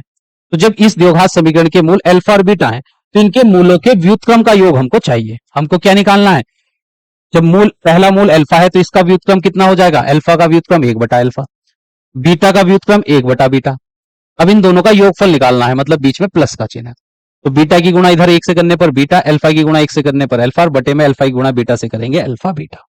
तो ऊपर तो अल्फा और बीटा का योग रखना है, नीचे दोनों का गुणनफल बताना है। तो इस समीकरण की मदद से इसके मूलों का योग और गुणनफल हम निकाल सकते हैं। तो मूलों का योग निकालने का सूत्र कितना रहता है? मूलों का योगफल निकालने का सूत्र होता है माइनस एक्स का गुणांक। तो एक्स का गुणांक तो यहां पर ये लिखा हुआ है माइनस a प्लस बी का वर्ग, तो माइनस माइनस तो प्लस हो जाएंगे, a प्लस बी का वर्ग आ जाएगा, और बटे में x की घात 2 का गुणांक। तो x की घात 2 का गुणांक यहाँ पर a भी है, तो ये मूलों का वर्ग योगफल आ गया है। अब अगर मूलों का गुणनफल निकालें इस समीकरण के लिए, तो उसका सूत्र रहता है अचर पद बटे में x की घात 2 का गुणांक। तो यहां पर अचर पद जो है ये है a प्लस बी की घात 2 और a प्लस बी की घात 2, और हर में हम लिखेंगे यहां पर x की घात 2 का गुणांक, तो x की घात 2 का गुणांक है इसमें ab, तो ये आ गया ab। तो इस द्विघात समीकरण के मूलों का योगफल निकाल लिया हमने, मूलों का गुणनफल निकाल लिया। अब इस द्विघात समीकरण के मूलों के व्युत्क्रमों का योग हमको निकालने के लिए कहा गया था। तो अगर मूल अल्फा बीटा है तो व्युत्क्रम 1 बटा अल्फा और 1 बटा बीटा हो जाएंगे, बीच में जोड़ लेंगे। तो ऊपर अंश में अल्फा प्लस बीटा का मान रखेंगे, तो अल्फा प्लस बीटा का मान और अल्फा बीटा दोनों के मान एक जैसे हैं। तो यहाँ हर में जो अंश में जो संख्या आएगी a प्लस बी का वर्ग बटे में ए बी, और जो हर में आएगा वह भी एक ही होगा, a प्लस बी का वर्ग बटे में ए बी, और ये एक से एक बार खुद को काट देंगे, तो उत्तर आ जाएगा यहां पर एक। इस समीकरण के मूलों के व्युत्क्रम का जो योगफल है वह एक है, तो ऑप्शन नंबर एक बी इस सवाल का हो जाएगा सही उत्तर। अब देखिए अगला सवाल, सवाल नंबर 26। सवाल नंबर 26 में कहा गया है कोई प्राकृतिक संख्या m के लिए गुणनफल m प्लस 2 m प्लस 4 हमेशा विभाजित होगा। कि m कोई प्राकृतिक संख्या है, उसके लिए जो गुणनफल है यह इनमें से किस संख्या से हमेशा विभाजित होगा, ये हमसे पूछा है। m प्लस 2 और m प्लस 4 जो ये गुणनफल है, ये संख्या हमेशा किससे पूरी पूरी विभाजित होगी, इन चारों में से ये हमको बताना है। तो m तो प्राकृतिक संख्या, अगर m की जगह हम 1 रखें, 1 रखने पर m की जगह 1 रख दें तो ये गुणनफल कितना हो जाएगा, 1 गुणा 1 में 2 जोड़ने पर 3 आ जाएगा, गुणा 1 में 4 जोड़ेंगे तो 5 आ जाएगा। तो ये वाला जो गुणनफल होगा ये 3 से भी विभाजित होगा और 5 से भी होगा। अगर हम m के स्थान पर 2 रख दें, 2 रखने पर, तो यहाँ m के स्थान पर 2 में 2 जोड़ने पर हमको मिल जाएगा 4, और 2 जोड़ देंगे तो ये आ गया 6। तो ये जो गुणनफल होगा ये 2 से भी विभाजित होगा, 3 से भी विभाजित होगा, 2 से भी, 3 से भी। इन वाली संख्याओं में से हमको बताना है, इनमें से देखें तो ये 7 से विभाजित नहीं होगा, 2 से विभाजित हो जाएगा, 3 से भी विभाजित हो जाएगा, 3 दूनी 6, 5 से विभाजित नहीं होगा, 2 और 3 से हो गया। अगर हम m के स्थान पर 3 रख दें, 3 रखने पर, क्योंकि ये प्राकृतिक संख्या 3 रखेंगे तो यहाँ m की जगह 3, 3 में 2 जोड़ेंगे 5 और 3 में 4 जोड़ेंगे 7, तो यह संख्या 3 से भी विभाजित होगी, 5 से भी होगी और 7 से भी होगी। अब m के स्थान पर अगर हम 4 रख दें, 4 रखने पर, तो यहां पर देखिए ये 3 मान हमने रखे तीनों बार, 3 से घटी, 2 रखने पर भी 3 से विभाजित हुई और 3 रखने पर भी 3 से विभाजित हुई। तो हम क्या देख रहे हैं, प्रत्येक बार यह संख्या हर बार 3 से जरूर विभाजित हो रही है। ये जो गुणनफल है, जब हम m के स्थान पर कोई प्राकृतिक संख्या रख रहे हैं, 3 प्राकृतिक संख्या हमने रखी, प्रत्येक बार यह 3 से जरूर विभाजित हुई। देखिए 3 3, 3 दूनी 6 और 3 3, फिर m के स्थान पर 4 रखेंगे तब भी यह 3 से तो जरूर कटेगी। तो इसका मतलब ऑप्शन नंबर सी इस सवाल का हो जाएगा सही उत्तर। ये किसी भी प्राकृतिक संख्या m के लिए ये जो गुणनफल आएगा यह 3 से जरूर पूरा पूरा विभाजित होगा। अब अगला सवाल देखिए, सवाल नंबर 27। सवाल नंबर 27 में कहा गया है 9 बटा 7 की घात 3, 9 बटा 7 की घात 3 गुणा 49 बटा 81 है। तो 49 को हम लिख सकते हैं, 49 बटा 81 को हम लिख सकते हैं 7 बटा, देखिए ये 49 बटा 81, 49 तो 7 का वर्ग है और 81 9 का वर्ग है, तो ये 7 बटा 9 का वर्ग, और उसकी घात पहले से ही लिखी हुई है 2 की घात x माइनस 2 की घात 2x माइनस 6। 49 बटा 81 की घात में था 2x माइनस 6, तो 49 बटा 81 को हम लिख सकते हैं 7 बटा 9 का वर्ग, 7 का वर्ग 49, 9 का वर्ग 81, और बराबर में है 7 बटा 9 की घात। अब देखिए इधर जो है ये 9 बटा 7 की घात 3 है, 9 बटा 7 की घात 3, तो इसको लिखते हैं 9 बटा 7 की घात 3। तो यहां घात से घात की क्या हो जाएगी गुणा, 7 बटा 9 की घात, घात से घात की क्या करेंगे हम गुणा, 2 की गुणा 2x माइनस 6 से करेंगे, 2 दूनी 4x और 2 छंग 12, बराबर में मिला 7 बटा 9 की घात 3। अब देखिए यहां पर 7 बटा 9 है, इसका आधार 9 बटा 7 है, अगर दोनों के आधार बराबर करने हो तो इस वाली इसके अंश को हर में ले जाएंगे, हर को अंश में ले जाएंगे, तो इसकी घात ऋणात्मक हो जाएगी, पर हर दोनों के एक जैसे हो जाएंगे, तो ये 7 बटा 9 और घात हो जाएगी माइनस के 3 गुणा 7 बटा 9 की घात 4x माइनस 12 बराबर में 7 बटा 9 की घात 3। अब दोनों के आधार एक जैसे हैं, बीच पे गुणा है तो घातें जुड़ जाएंगी, जब आधार एक जैसे हो और बीच में गुणा हो तो घातें जुड़ जाती है। 7 बटा 9 की घात में आ जाएगा माइनस 3 में हम जोड़ देंगे 4x माइनस 12 को, और बराबर में रहेगा 7 बटा 9 की घात 3। अब ये 7 बटा 9 की घात माइनस 12 माइनस 3, ये 4x माइनस के हो गए 15 बराबर में 7/9 की घात 3। अब दोनों तरफ आधार तो एक जैसे हैं तो आधार से आधार कट जाएंगे, घातें बराबर आ जाएंगी तुलना करने पर। 4x माइनस 15 बराबर में 3, तो माइनस का 15 जाएगा उधर, प्लस का 15 हो जाएगा। तो 4x बराबर, तो ये कितना हो जाएगा, ये 18। और x का मान जब हम यहां से निकालेंगे, अच्छा ये 7/9 की घात 7/9 की घात 9 थी, यहां पर बराबर में ये 9 है, यहां पर ये 9 है, 9। तो 9 और 15 अगर जब हम जोड़ेंगे, 9 में 15 जोड़ने पर हमको मिल जाएगा 24, और 4 गुणा में उधर जाएगा भाग में, 24 को 4 से भाग हो जाएगी, तो x का मान हमको मिल जाएगा 6, x का मान 6। तो x का मान 6 आ गया है, ऑप्शन नंबर ए इस सवाल का हो जाएगा सही उत्तर। अब अगला सवाल देखिए, सवाल नंबर ये हो गया 28। यहाँ पर कहा गया है एक छाता दो भिन्न रंगों के 10 त्रिभुजाकार कपड़ों के टुकड़ों को मिलाकर बनाया गया है। प्रत्येक टुकड़े का माप 20 सेंटीमीटर, 50 सेंटीमीटर और 50 सेंटीमीटर है। छाता बनाने के लिए प्रत्येक रंग के कितने कपड़े की आवश्यकता होगी। देखिए, छाता बनाने के लिए दो अलग अलग रंगों के कपड़े का प्रयोग किया गया है, और इस छाते में 10 त्रिभुजाकार कपड़े लगे हुए हैं, त्रिभुज के आकार के ये। ठीक है, तो जब ये 10 है त्रिभुज, तो 5 एक रंग के हो जाएंगे, 5 एक रंग के होंगे, और 5 दूसरे रंग के होंगे। तो हमको बताना है प्रत्येक रंग के कपड़े का क्षेत्रफल, हमको बताना है कि छाते को बनाने के लिए जो दो रंग का कपड़ा लगा है, कि प्रत्येक कपड़ा कितने कपड़े की आवश्यकता है छाते को बनाने के लिए। प्रत्येक रंग के कपड़े की आवश्यकता हमको बतानी है कितनी है। अब ये छाता जो है त्रिभुज के आकार के कपड़ों से मिलकर बना है, और त्रिभुज की भी देखिए ऐसा है कि त्रिभुज की दो भुजाओं की जो माप है वह तो है एक 50 सेंटीमीटर और दूसरी भुजा भी है 50 सेंटीमीटर, तीसरी भुजा है 20 सेंटीमीटर। तो इस त्रिभुज की दो भुजाओं की माप तो पहले से ही बराबर है, एक तीसरी भुजा की माप अलग है, तो ये किस प्रकार का त्रिभुज हो जाएगा, एक समद्विबाहु त्रिभुज। और समद्विबाहु त्रिभुज का जो क्षेत्रफल रहता है, देखिए समद्विबाहु त्रिभुज का क्षेत्रफल, त्रिभुज का क्षेत्रफल, समद्विबाहु त्रिभुज का क्षेत्रफल निकालने का सूत्र है, अगर हमारे पास कोई एक समद्विबाहु त्रिभुज है जिसकी दो भुजा बराबर है, जैसे बराबर भुजाओं की माप हम मान लेते हैं a, और ये आधार की माप है b, तो समद्विबाहु त्रिभुज का क्षेत्रफल निकालने का सूत्र होता है b/4 वर्गमूल में, यहां पर होता है समद्विबाहु त्रिभुज का क्षेत्रफल निकालने का सूत्र होता है b/2 4a² माइनस b²। ए रहती है जो बराबर भुजाओं की माप को हम ए से प्रदर्शित करते हैं, जो दो भुजा बराबर रहती है, बी तीसरी भुजा जो बराबर नहीं होती उसकी माप है बी। तो ये समद्विबाहु त्रिभुज का क्षेत्रफल निकालने का सूत्र होता है। अब यहां पर प्रत्येक रंग का जो कपड़ा है इस छाते को बनाने के लिए उस रंग के 5 त्रिभुज लगे होंगे, क्योंकि यहां पर कुल 10 त्रिभुजाकार कपड़े लगे हुए हैं। 5 एक रंग के त्रिभुजाकार कपड़े होंगे, 5 एक रंग के त्रिभुजाकार कपड़े होंगे। तो हमको प्रत्येक रंग के कपड़े की मात्रा बतानी है, कितना कपड़ा लगेगा प्रत्येक रंग का इस छाते को बनाने के लिए।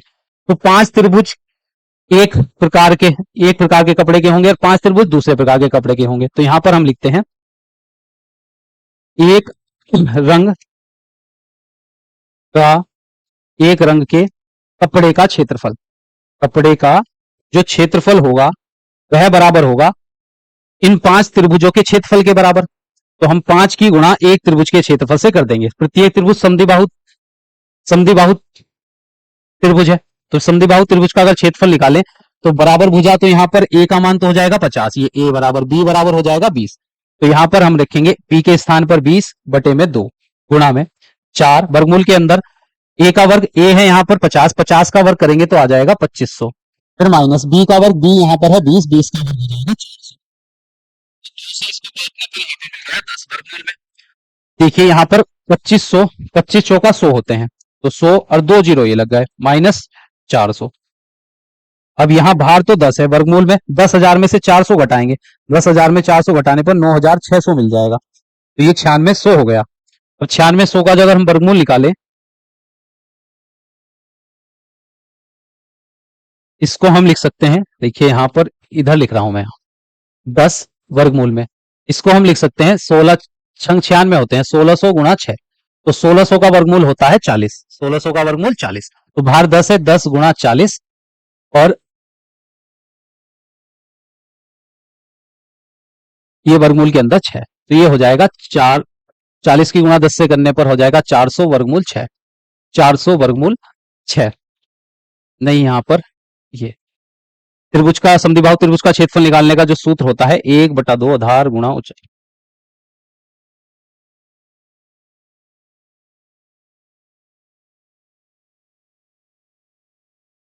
यहां पर ये 4 रहता है, 4 शायद, तो ये आ गया है 400 वर्गमूल, 400 वर्गमूल, तो यहां पर 40 मिल गया, 400 वर्गमूल 6 आ गया, तो यहां पर हम लिखेंगे 400 वर्गमूल, तो वर्गमूल 6। अब 400 ही गुणा 5 से कर देंगे।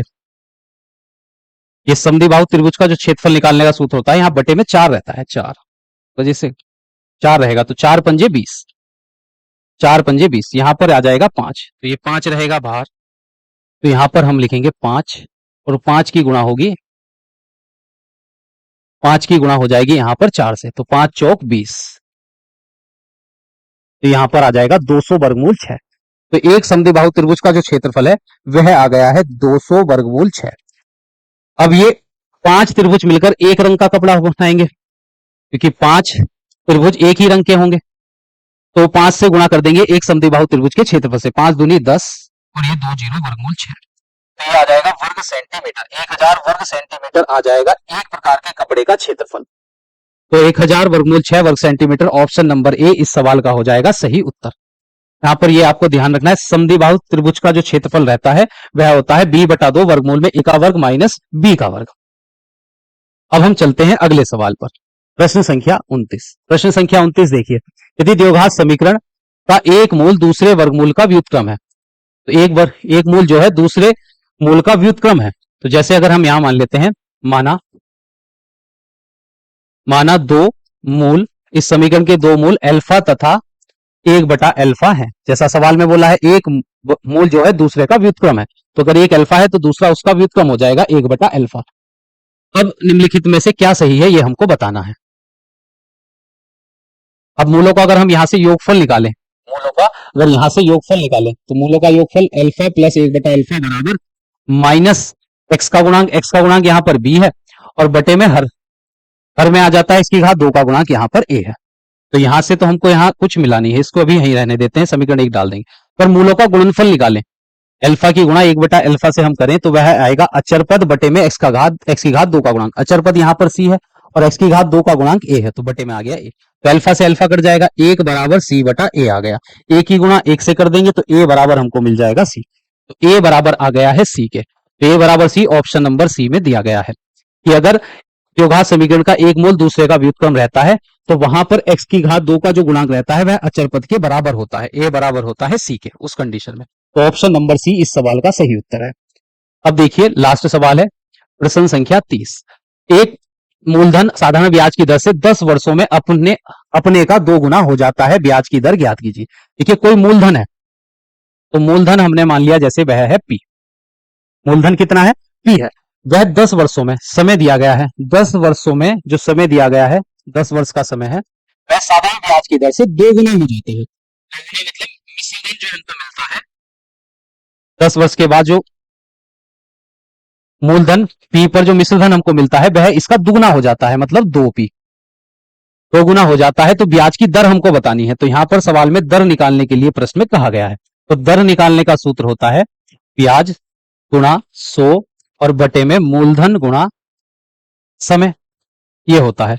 अब ब्याज कैसे पता करेंगे, देखिए मिश्रधन, ब्याज निकालने का सूत्र होता है मिश्रधन माइनस मूलधन, तो मिश्रधन है 2p और मूलधन है p, 2p में से p घटाएंगे हमको p मिल जाएगा, तो ब्याज यहां पर p है गुणा 100, मूलधन भी p है और समय है यहां पर 10 वर्ष का, p से p कट जाएगा और 100 को 10 से भाग करेंगे तो हमको मिल जाएगा 10, तो जो ब्याज की दर है वह है 10%, ऑप्शन नंबर ए इस सवाल का हो जाएगा सही उत्तर। यहां पर कहा गया था जो मूलधन है,